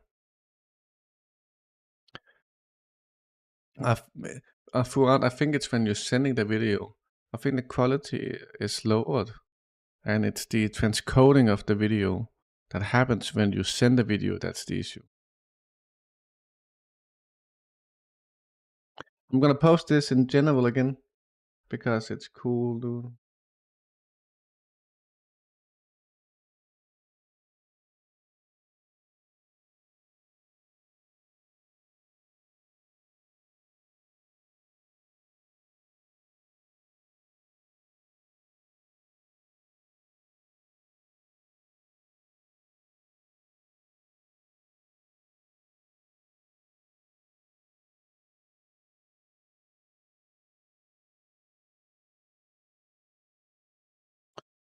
Live in the middle of the city.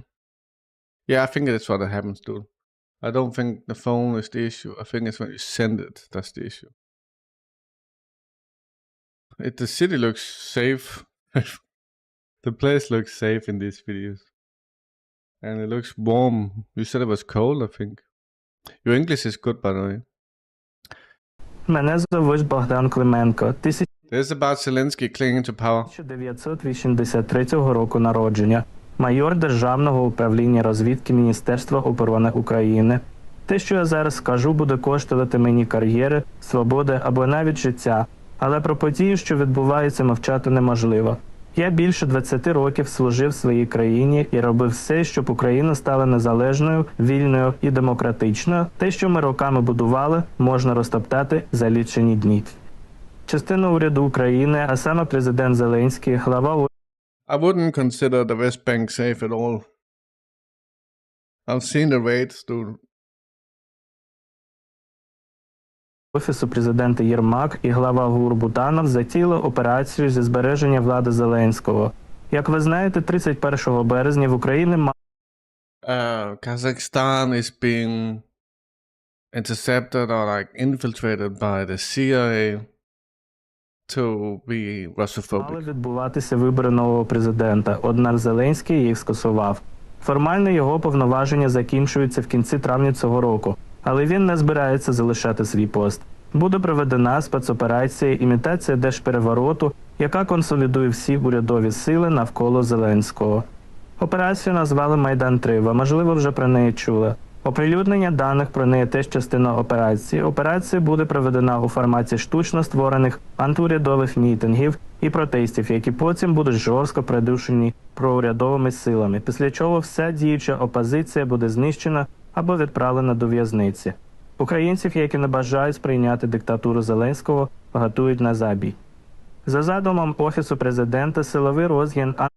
You know what we can do? I think you have a point, Seegers. I think I'm gonna delete this video. I'm gonna delete the second video. The last video you sent, I feel like it's possible to figure out where you live. I feel like that's true, though. And then we can delete the word, so people can go in and check it, dude. Bam. Антиурядового протесту доведе, що у Зеленського все під контролем, що він все ще лідер країни. Головною аудиторією підготовлюваної постановки є не Захід. І вже тим більше непрості українці. Майдан-3 орієнтований на ту частину наших еліт, яка зараз починає сумніватися в тому, що Зеленському варто залишатися на своїй посаді після закінчення повноважень. Це перше. Друге. Потрібен козел відпущення. Тут все зрозуміло. Це Росія. У Кремля є і мотив, і бажання дестабілізувати ситуацію в Україні. Зеленський і Буданов вже виступали з офіційними заявами, що Майдан-3 спланований Москвою. Враховуючи військові дії, ніхто в цьому сумніватися не буде. І третє, найголовніше.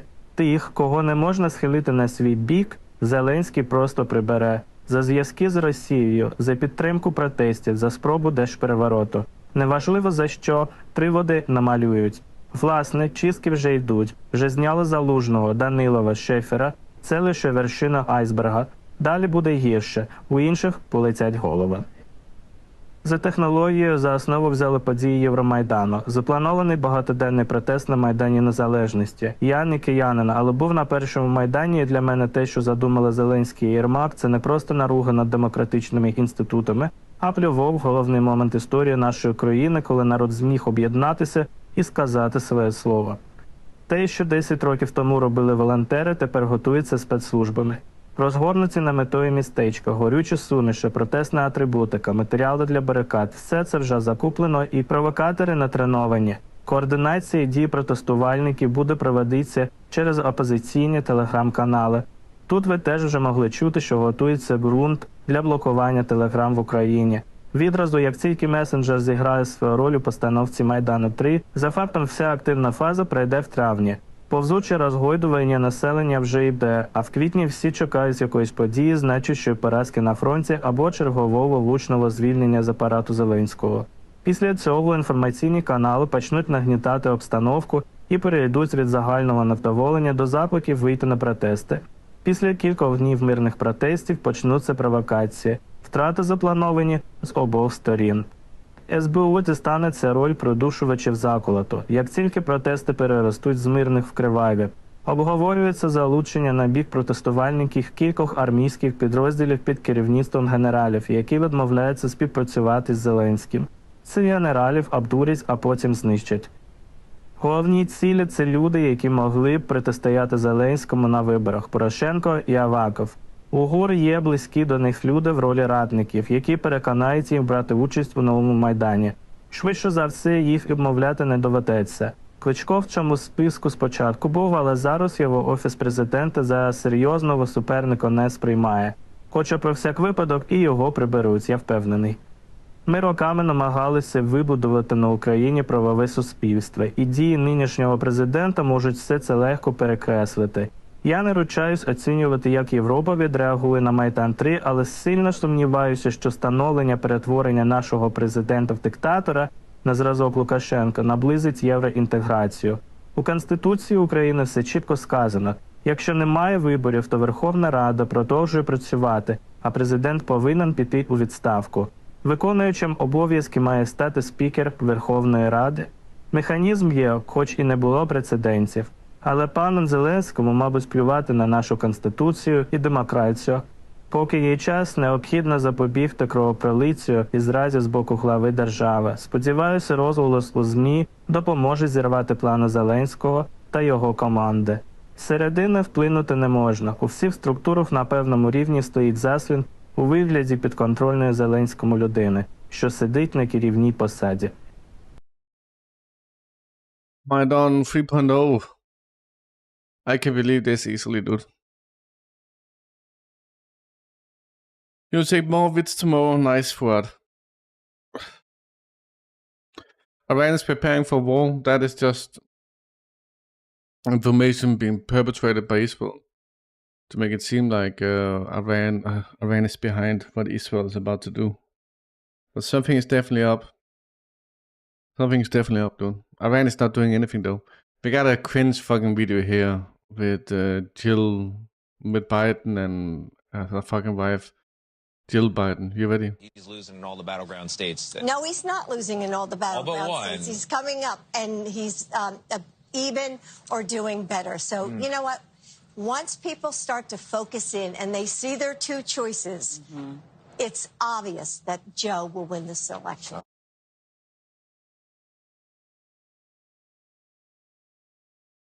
It's obvious, boys.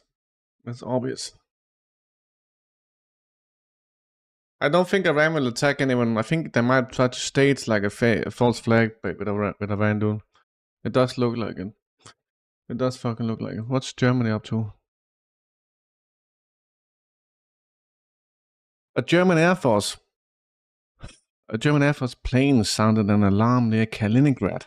The Luftwaffe's flagship Lockheed P-3 Orion patrol aircraft took off from Nordholz Air Base in northern Germany on Thursday evening to monitor the airspace over the Baltic Sea. Not far from Kaliningrad, the plane sounded an alarm and immediately changed course to the departure base. At least at 1 a.m. Friday, he made an emergency landing in Nordholz.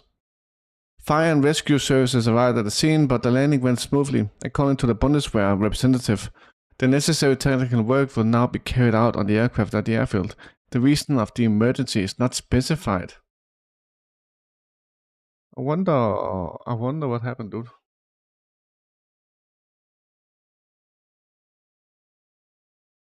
Was it attacked, dude?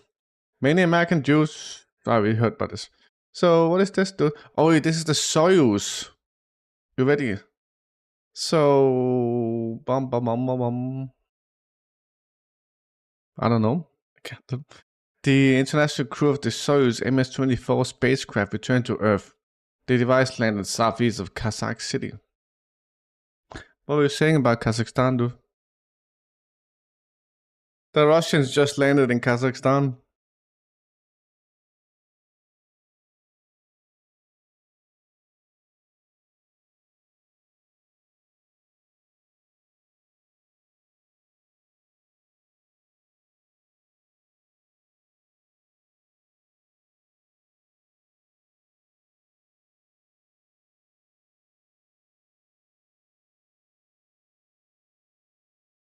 Lol. Take a look. New York.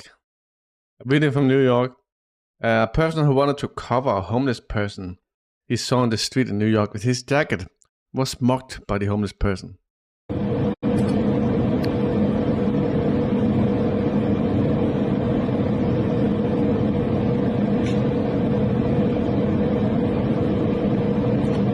Typical America, boys. Typical America. He stole his fucking thing, dude. That's an old guy. Look at how he's running. That's an old fucking guy, dude.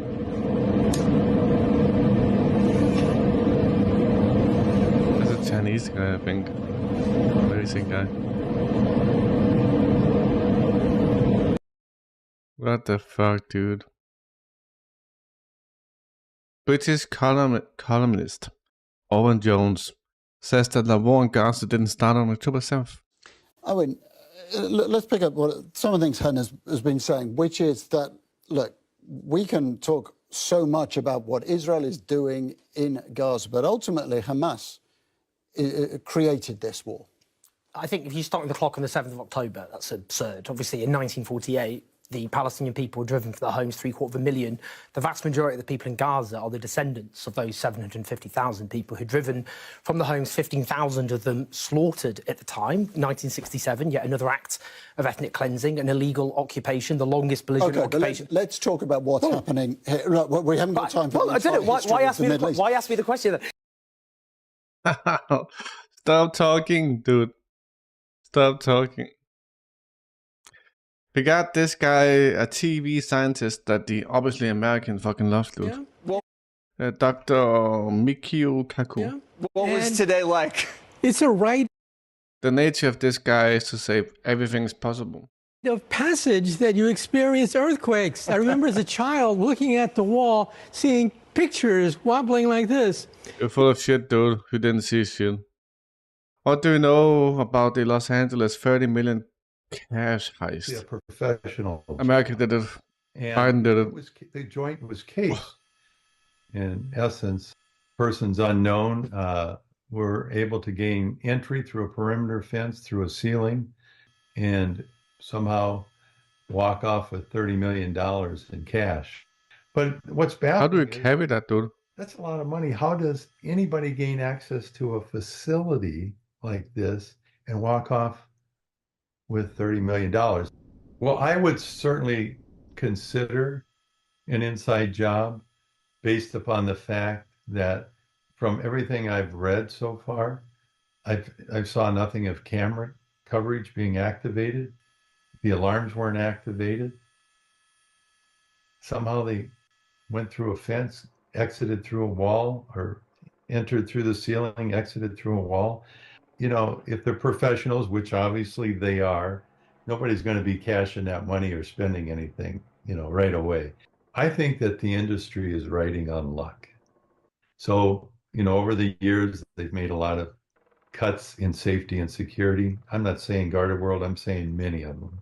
You know, that's dangerous, not only for the money. An inside job. That would make sense though, but we don't know, dude. So flowers are continues to be laid at the Kokomo City Hall. Even 2 weeks after the attack, dude. This video is supposedly from yesterday, I suppose.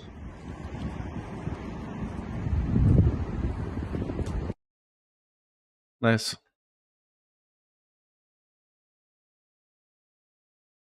Volcano Etna has been releasing spectacular smoke rings.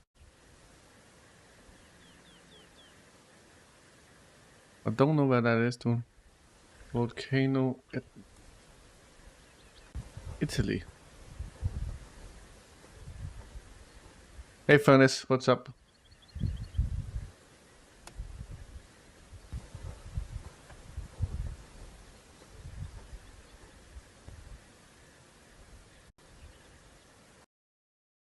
This is in Morocco.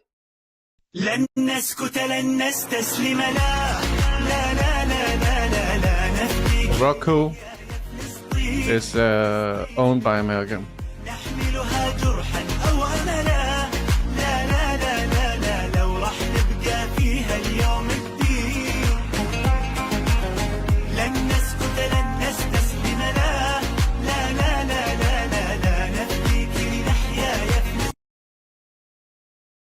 Then we got Mick Wallace here. ICE MEP. With over 12,000 children killed, we now have children starving to death in Gaza. He's been doing this for 5 months at this point. Israel imposes famine conditions on 2.3 million Palestinians. And still, the right wing have the inhumanity to table an amendment calling for the suspension of funding to UNRWA. The EPP have tabled an amendment to make all EU funds to the Middle East and North Africa conditional on a declaration of a recognition of Israel, while brazenly conflating opposition to the genocidal settler colonial Zionist state of Israel with anti-Semitism. EU racism knows no bounds. It's not going to help. With over 12,000 children. I don't know about it here, dude. We got a Russian bomber here, Tu-95MS. It's carrying, I don't know, dude. So this is over in the Chukotka and Alaska region.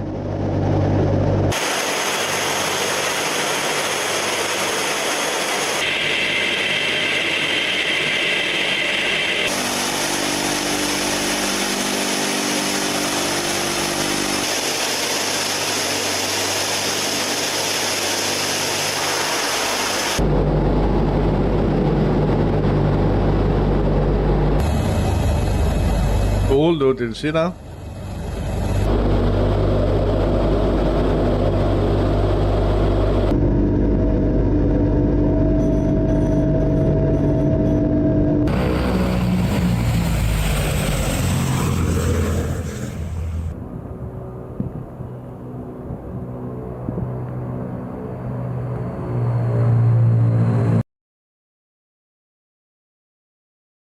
I wanna get a ride in one of these. Click look.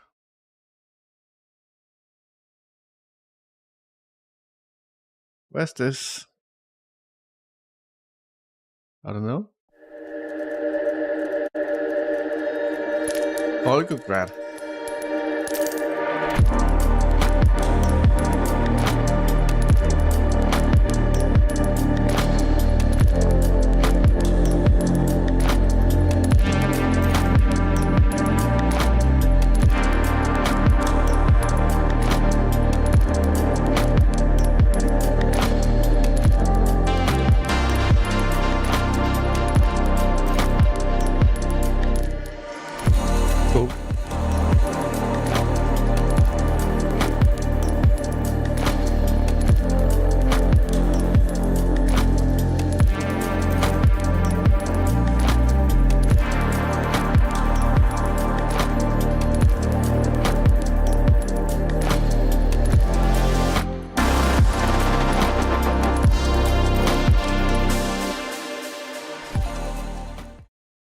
I think it's old Racedol.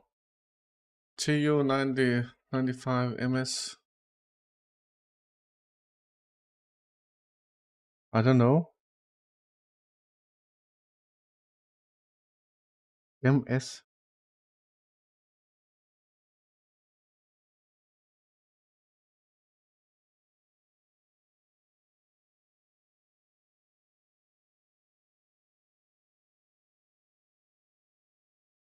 Yeah, but the MS is a variant of it that has been modernized. So I don't know. I don't know, dude. I'm trying to look it up.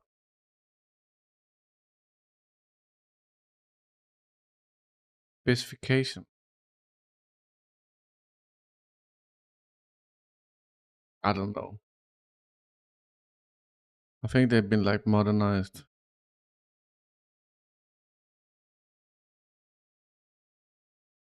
I think the foundation is very old. We'll go through some of that, soldier. I think I have some of that prepared. I'm not sure, but if it happens, we will see it. Iranian pilots flying Russian Yak-130 combat trainers transferred to Iran for training ahead of the future flights of the Sukhoi 35.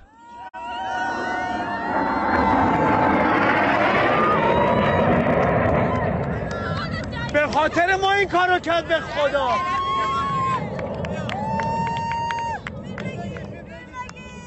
جنگ شد بچه‌ها.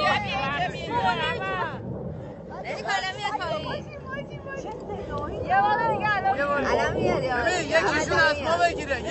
بردار از ما بگیره بچه‌ها یه فیلم بردار از ما وقتی که اومد بگیره بشین نه یه مانور افتاد پلیس تا در بیاد. We got Bassem Youssef talking about IDF. This is about the tunnels. About having a bit of common sense, like for when the New York Times publishes like a hit piece, just like repeating the talking point of the IDF, saying there's actually about 450 miles of Hamas tunnels inside. 450 miles of tunnels? You know that the New York subway system, in the richest country of the world, in the richest state of America, is 400. It's 7 miles less than that. 7 miles less than that. You want me to believe that, like in a small strip of land in Gaza, Hamas build that? I mean, you should hire those people to fix your infrastructure. Seriously. I mean, what kind of a feat that the Hamas people will have 450 miles of tunnels underneath Gaza? You don't need anything more than common sense to say that this is bullshit. You don't need reporters to report from inside to say this bullshit. You have Israel, which is like a regime that has been caught lying many times. Remember Shireen Abu Akleh, the Palestinian American reporter that was killed for a whole year? They denied. It's like, oh, and then they even released doctored videos of Islamic Jihad killing it, and then it's like, oh, okay, it was us. Sorry. It's just, they lie consistently, and they don't care. And if you catch them lying, it's like, well, we're defending ourselves. It's right, dude. It's like, dude, Israel is terrible at lying.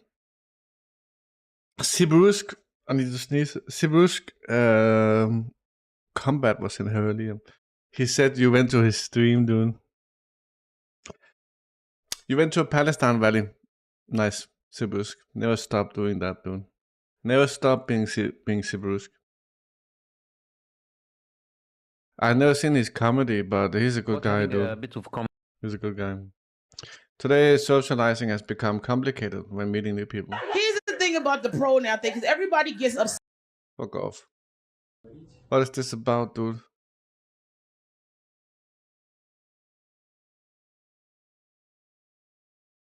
I don't care about that. So, what is this? We got some FSB work here as well, dude. Passive technique. I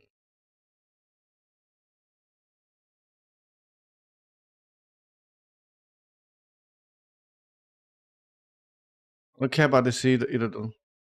So, take a look.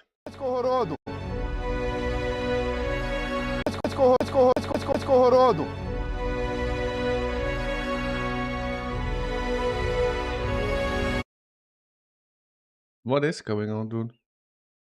What is going on, NATO? Is this a Nazi army at this point? Hey, CatCube. How you doing? Harp has had a Nazi week. The modernization of the 95 members was contracted by the Russian Ministry of Defense in December 2009. Who cares how old something is? Requirements are put forward by equipment, and of course the equipment either meets the requirement or does not. The clown wants to change the strategic bomb every year, like an iPhone. Yes, another slob. Yes, CatCube. Look, dude. This is a typical NATO army. Nazis. Nazi. Hellbitzer. What's next? A nice one, dude. It's just impossible for you not to capture a fucking Nazi. Is that Norway and Ukraine? What's going on, dude? Some fucking insane shit.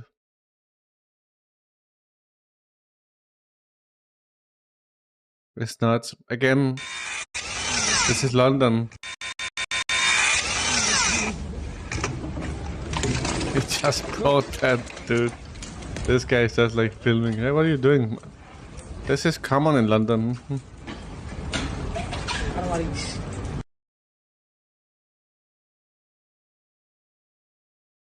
That guy, Alex Friedman, is an asshole. Fucking useless, dude.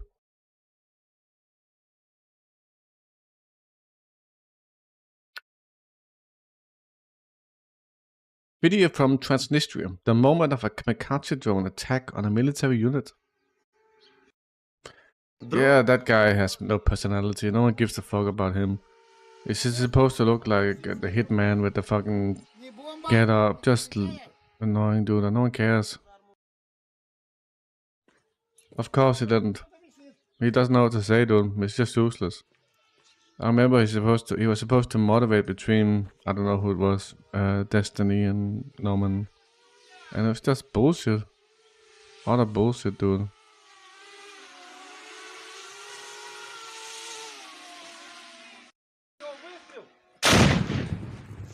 I don't know what it is. It says a military unit. What do we got here, boys?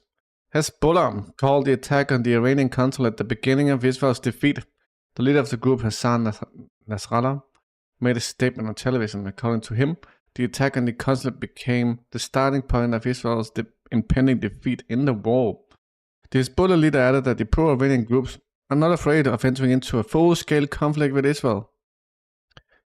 Netanyahu had no prospects. He was unable to defeat Hamas. He has big internal problems and fails in the international arena. He also added that Hezbollah is ready to use some weapons against Israel.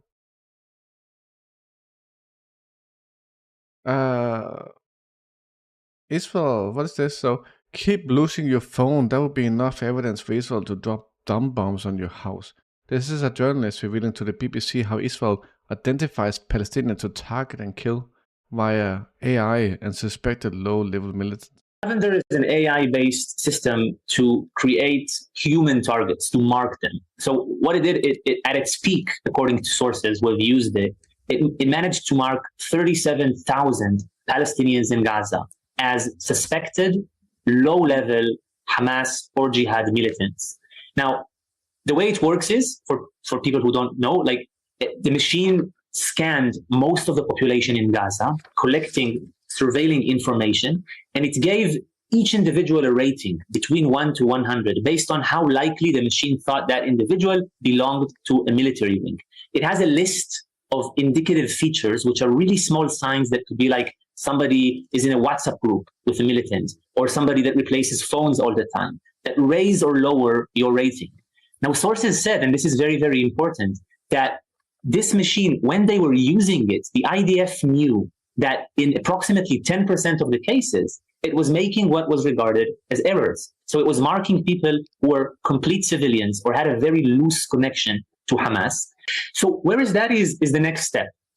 Where is Daddy is an automatic system that looks for these targets when they enter their family houses. So it scans thousands of people that were marked by Lavender, by the AI machine, and it alerts the intelligence officers the moment they enter their house. And the Israeli military, according to numerous sources, carried out a policy of bombing these people using unguided missiles when they were in the most civilian spaces, when they were inside family houses, collapsing the house on itself and killing often, according to sources, the predetermined limit was up to 20 Palestinian civilians at the beginning of the war per AI-marked junior suspected Hamas operative.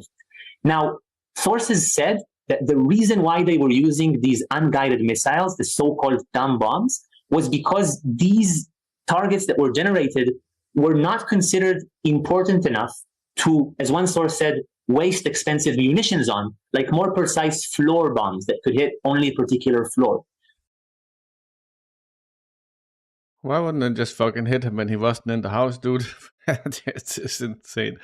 Apparently it's fucking policy to hit them when they're in the house and take down the 20 Palestinians as well, dude. That's fucking insane. Fucking insane, dude.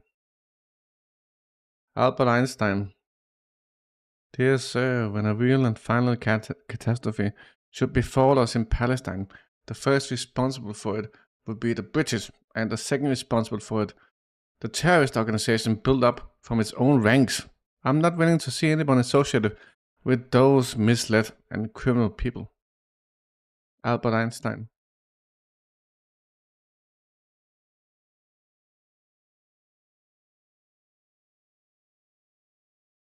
No, the 20%, the 20 people were just like average collateral damage.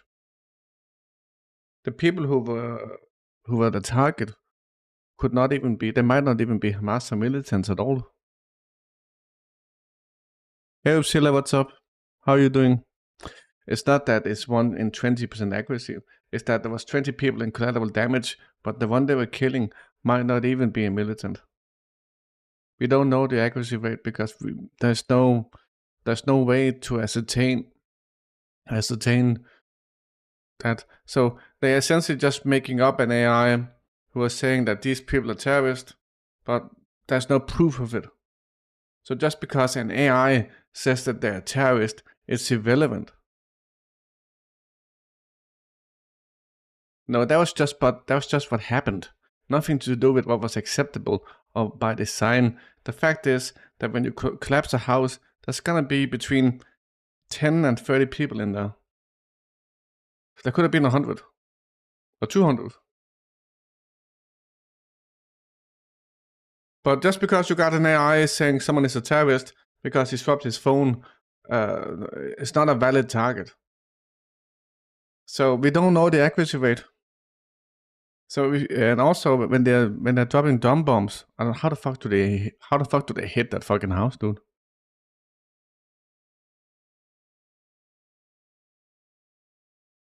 This is regarding Syria. It's reported that a huge US military convoy carrying MIM-23 Hawk air defense systems entered Syria.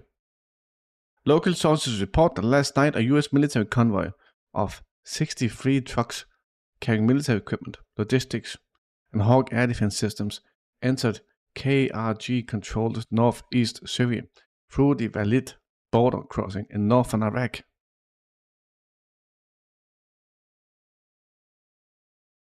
It is written into the Lavender Code. If there's 20 civilians within the 20 range, then they are all acceptable. I didn't catch that. I just thought that's what happened. That was the outcome.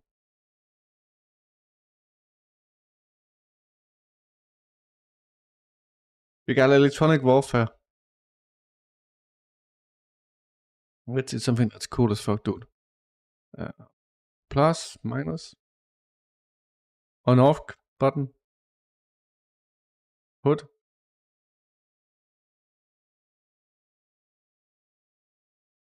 There it is. This is cool, boys. Is it like free? Is that like multi? What?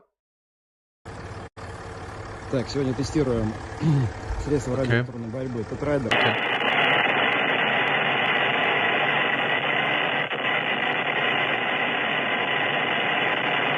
Now they can control it. What? Oh wait. Okay, so is that the target?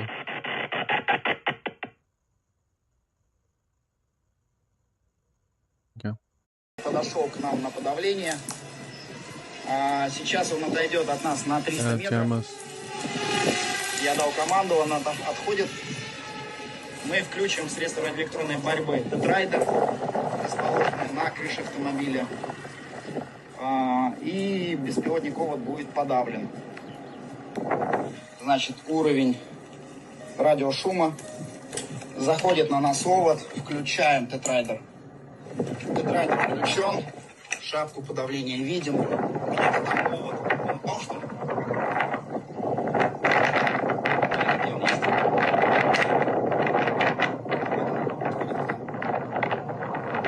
You know what, Thomas? If you could just customize the communication signal, I'm sure you can just use like an uncommon bandwidth. The UN Security Council will discuss on Monday Palestine's request to join the UN as a full member. Nice. I showed you this earlier. This was the airbase in Morozovsk airbase that Ukraine said they destroyed 6 and injured damaged 8 aircraft. Which obviously didn't happen, though. Just a bunch of fucking lies. Bunch of fucking lies, dude.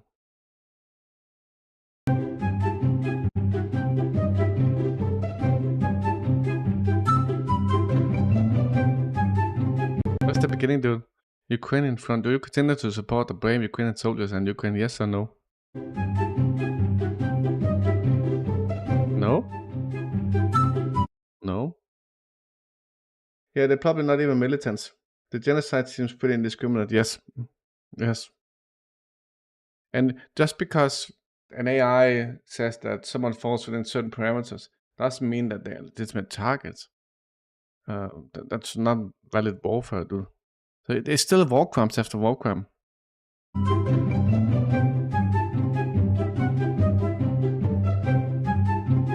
Look, dude.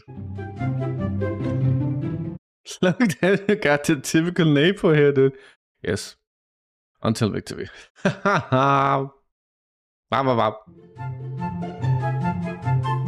Nope, never did.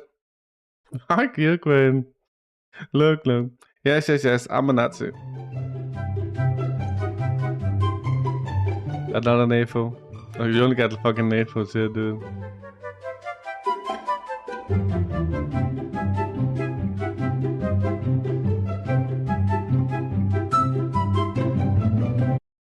Absolutely 100%, dude. 100% Slava Ukraine. Yes.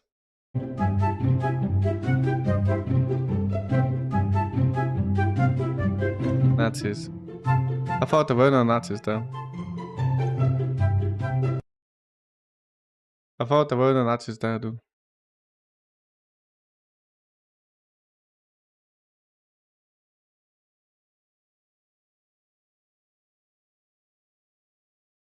Russian electronic warfare jams AFU drone.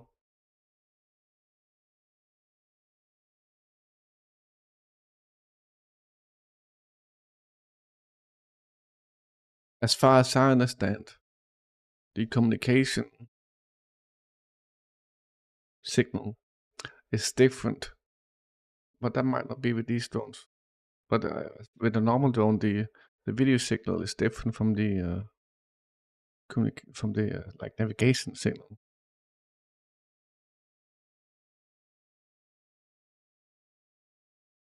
This is like a bunch of electronic warfare.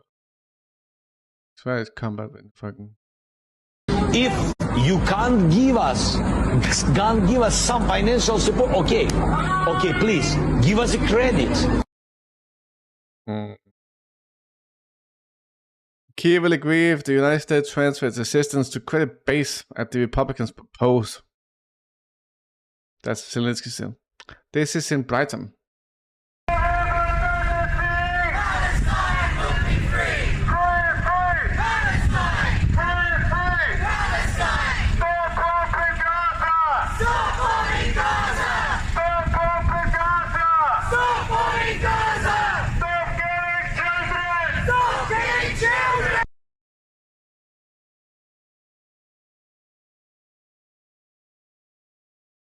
We got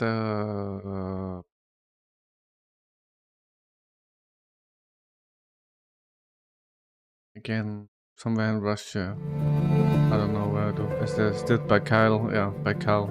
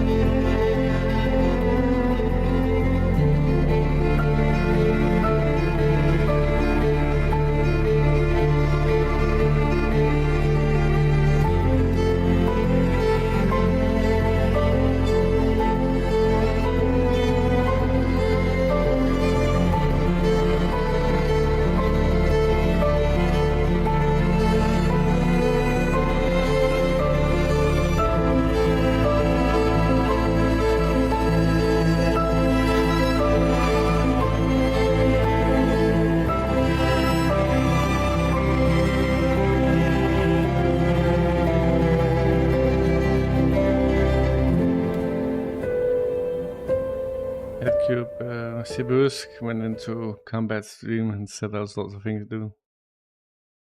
So, Upsilla, take a look at this, dude.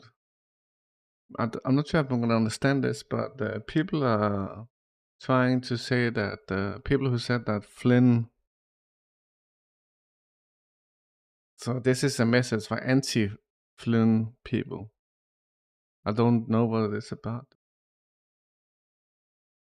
I went to see General Flynn's movie last night. Met many super cool people there. A couple of things stood out to me. Flynn served in several of the most critical intel positions in the military. Through his career, it's super obvious that the warfighter selected him as their intel officer. Thought very highly of him. They had their pick of all services intel superstars and consistently picked him. He published a report that identified many of the most of the intel community failures. While deployed, his brother was deployed to the same theater as a warfighter and was able to provide the direct feedback loop illustrating many failures within our intelligence structure. All General Flynn did was to document the obvious. Why would the administration not want to win a war and optimize the intel to do so? I'm not gonna read this, dude. I don't give a fuck. I don't want to read all this bullshit, dude. For all of you anti-Flynn, you are CIA cutouts. So dumb, dude. Just because he performed well has nothing to do with whether he's corruptible or not. It's just ridiculous. I don't give a fuck. This is from Al-Shifa. Yeah, just because he did well has nothing to do with whether he's part of the CIA or like exposed or infiltrated. It's a dumb dude. He did very good. He's not. Al-Shifa is completely destroyed. So remember, there's no point in just burning and destroying the hospital if what they're looking for is Hamas. Obviously this is a ruse. They went in there, raped and killed, destroyed babies, infants, mothers, patients. Then they burned everything, destroyed everything and left. Nothing to do with Hamas. This is where the resuscitation station used to be. This is an extension of Red Zone. Yeah. So this is the extension. This was a hospital. No Hamas. Flynn was one of the key operators for the QAnon PSYOP.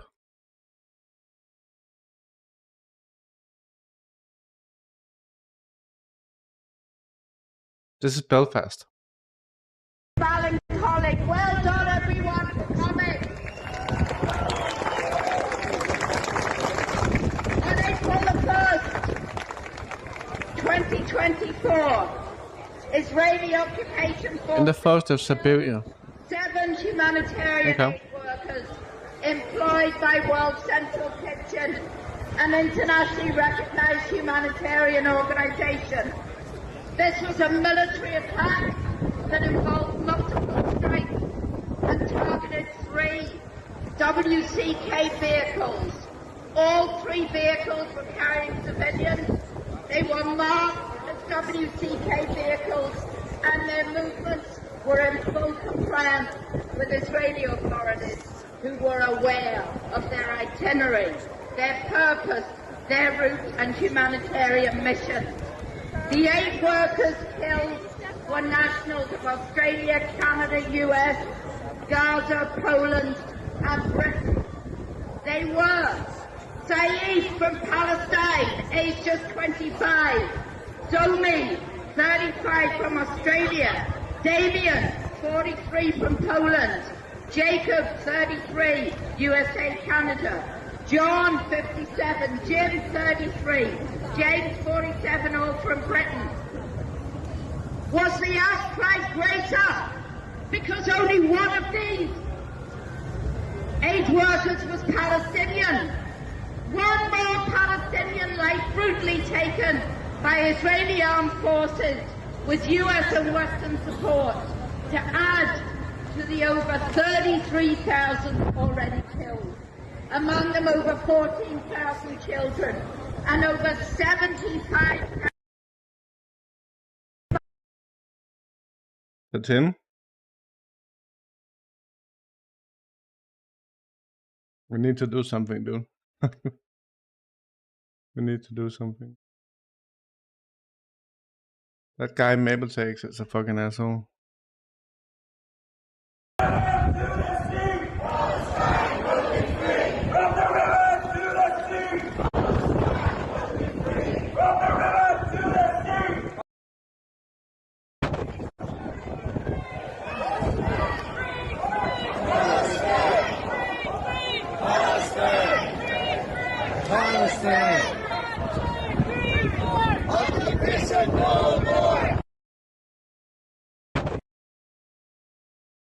Nice one, Ireland.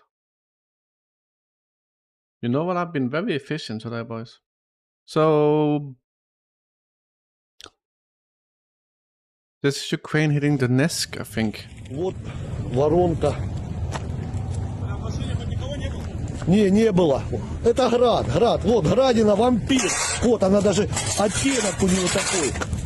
Эти сволочи, украинская армия. Это не люди. Это дьяволы какие-то. Вот они обстреливают Буденновский район, район Победы. Блин. Everyone burst into flames. I hope there's no one in there, dude.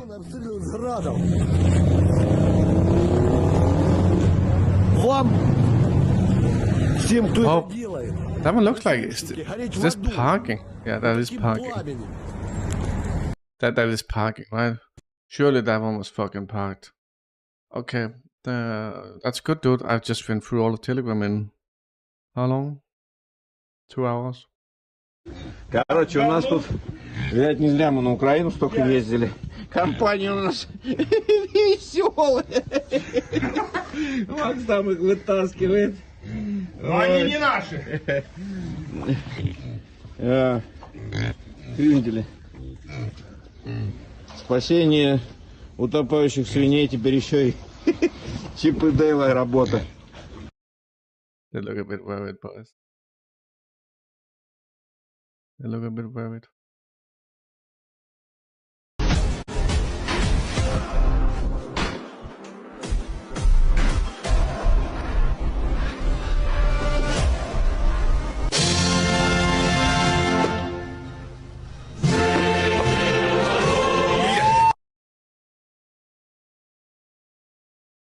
We need our Lukashenko emote, dude.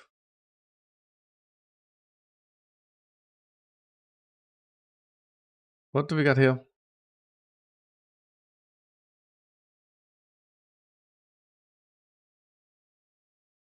Who's interested in destroying the security architecture of Europe? On April 5th, President of Belarus, Alexander Lukashenko, agreed to submit to the House of Representatives of the National Assembly a draft law on the suspension of a treaty on the conventional armed forces in Europe. Also on April 5th, Turkish President Erdogan signed a decree suspending Turkey's obligation on the CFE treaty from April 8th. At the same time earlier, in August 2022, the Czech Republic suspended the CFE treaty in relation to Belarus. In March 2023, Poland made the same decision regarding their country. November 7th, 2023, Russia completed its withdrawal from CFE treaty. What is the CFE treaty, dude? CFE treaty. Conventional armed forces in Europe. In November, the NATO Council, and first of all, the US, have waited for Russia to withdraw, made a statement on the same day of their intention to suspend the CFE treaty. From that moment on, the security architecture of Europe, created in 1990, can be considered destroyed. That treaty was signed November 1990 between 16 NATO countries and 6 Warsaw Pact countries: USSR, Bulgaria, Hungary, Poland, Romania, Czechoslovakia. Came into force November 92. Why NATO abandoning the CFE treaty? The starting point of the destruction can be considered 1999, when the balance of power was upset by the refusal of alliance to sign the adapted treaty. Then the NATO countries began to arbitrarily interpreted the treaty, refusing to allow inspections to check their weapons and to combat inspections in response. Ultimately, NATO countries were the first to leave CFE treaty, and thereby made compliance with the treaty by other participants impractical. The reason for banning the treaty was that the CFE treaty did not allow NATO to uncontrollably increase the number of troops and weapon systems in Europe. Where does this all lead? The refusal of the NATO countries to abandon the CFE treaty leads to the destruction of the security architecture of the entire European region, which threatens the unpredictable consequences. The suspension of the CFE treaty by Belarus became a forced measure, although our state has always strictly observed and continues to observe all signed international agreements. Suspensions, rather than withdrawal from the treaty, means that Belarus still hopes for prudence of the West. Europe is fucked, boys. Europe is fucked. I'm gonna quickly check if there's anything.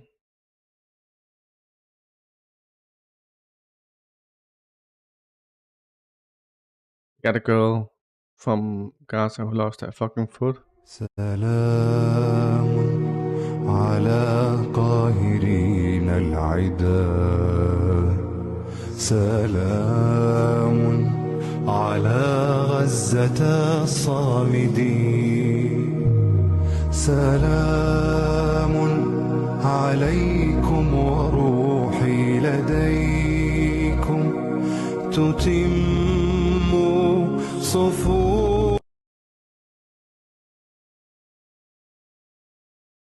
Sad as fuck, dude. Sad as. What is this, Uppsala? I tried so hard and got so. And I was watching this earlier today. I was watching this earlier. And I was like, oh shit, there's something bad down there, dude. In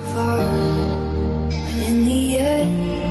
Or maybe I at first I thought this was like a cage actually, but it's an entrance. It doesn't even matter. I had to fall to lose it all. In the end, it doesn't even matter. What is this, dude? That's obviously like a tunnel digger.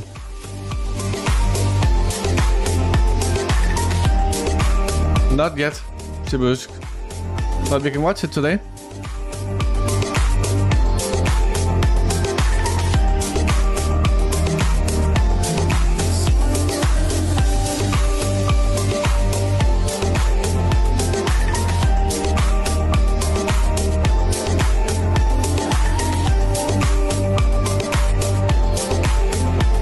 That's a weird gate, dude.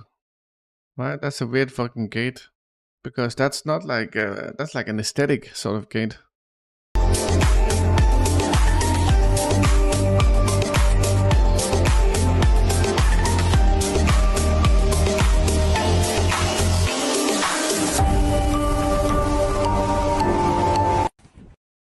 It's very weird, dude. I don't understand.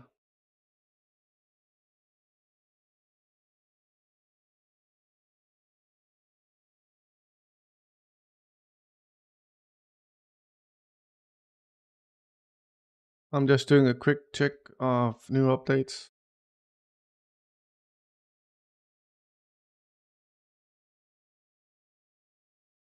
Always.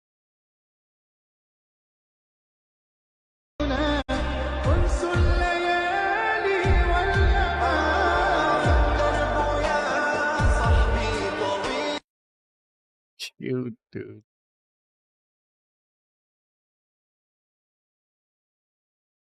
Latvia funds the Legion of Freedom of Russia. Members of the terrorist group published a post of gratitude for the supply of DJI Mavic drones.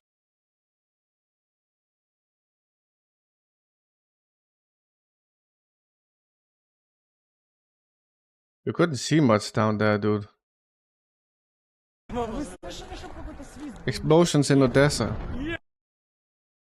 I would imagine that video from tonight.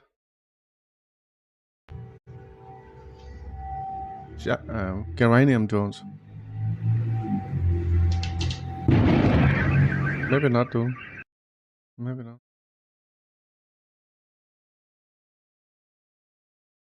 With more NATO allies, will the US store arms in Europe's high north?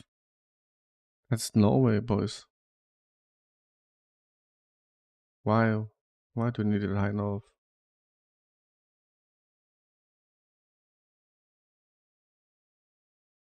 In Kazan, a guy decided to show his middle finger to the police, and this is what came of it. Mama, I'm a criminal, criminal, criminal. Mama, I'm a criminal. Mama, I'm a criminal. Mama, I'm a criminal, criminal, criminal. Mama, I'm a criminal. Mama, I'm a criminal. Is this the police, though? Is that the police?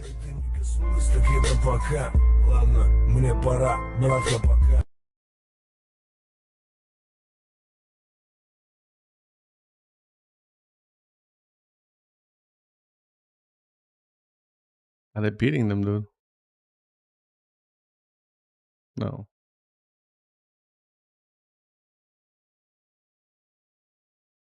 There's something down.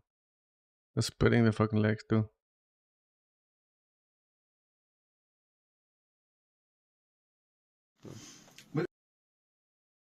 Bum, bum, bum, bum, bum, bum.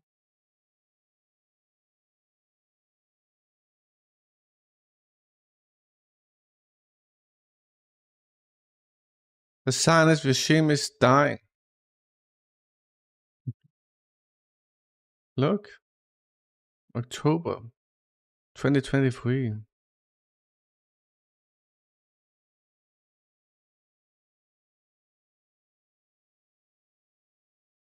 The 3rd of October.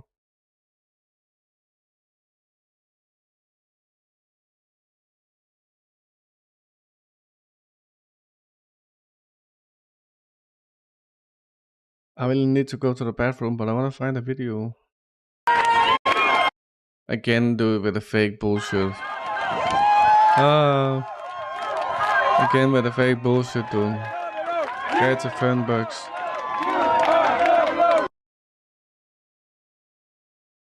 Get to fucking Fernbergs, dude.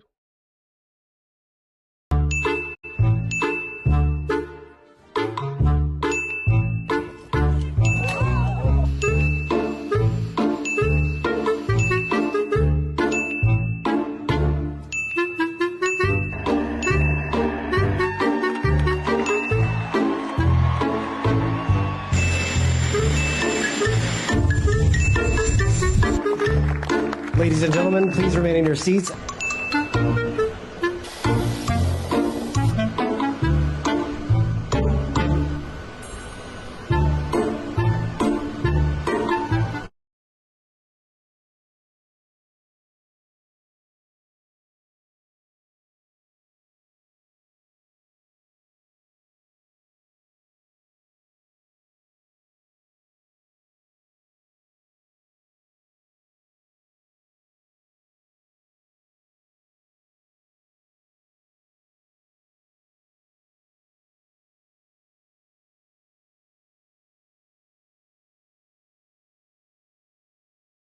Nice. Boom, boom, boom, boom, boom, boom, boom. Zelensky is a Nazi, NATO is a terrorist. These slogans were chanted at rallies in Spain.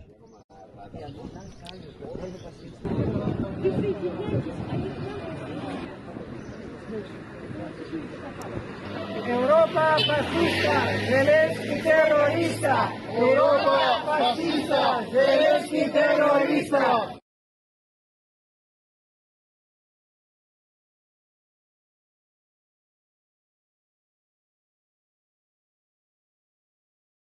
There's also there's like many tunnels under New York. I heard of. I also saw like more like dungeons than tunnels, and some of them had like fucking torture equipment. Very dark fucking stuff, dude. I fucking hate watching shit like that. Very fucking dark, dude. 14 years ago, on the 5th of April, WikiLeaks released this, the collateral murder video. I think it's always important to start with collateral murder because that's where it all began. And I'm sure everyone shares the sense that this is resonant with what is happening today, both in Gaza and in Ukraine. We know that the first casualty of war is the truth. For the victims, it is reporters, journalists, who are the last line of defense. Often it is also the only approximation to justice they will ever get. We have acts of impunity committed daily, and when you look at collateral murder, you realize this is not some historic event. It is an impune war crime to this day. No one has been punished for the killing of those civilians, for the killing of those Reuters journalists. There is no justice. The only thing we can do is to expose the crime and to continue to expose the crime. And that is what Julian's work has been, to be able to defend the truth, expose the truth, and then try to get justice.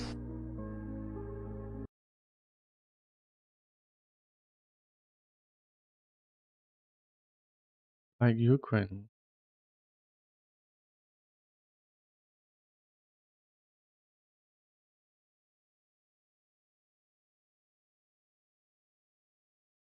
Bum, bum, bum, bum, bum, bum, bum, bum, bum. I think I'm out.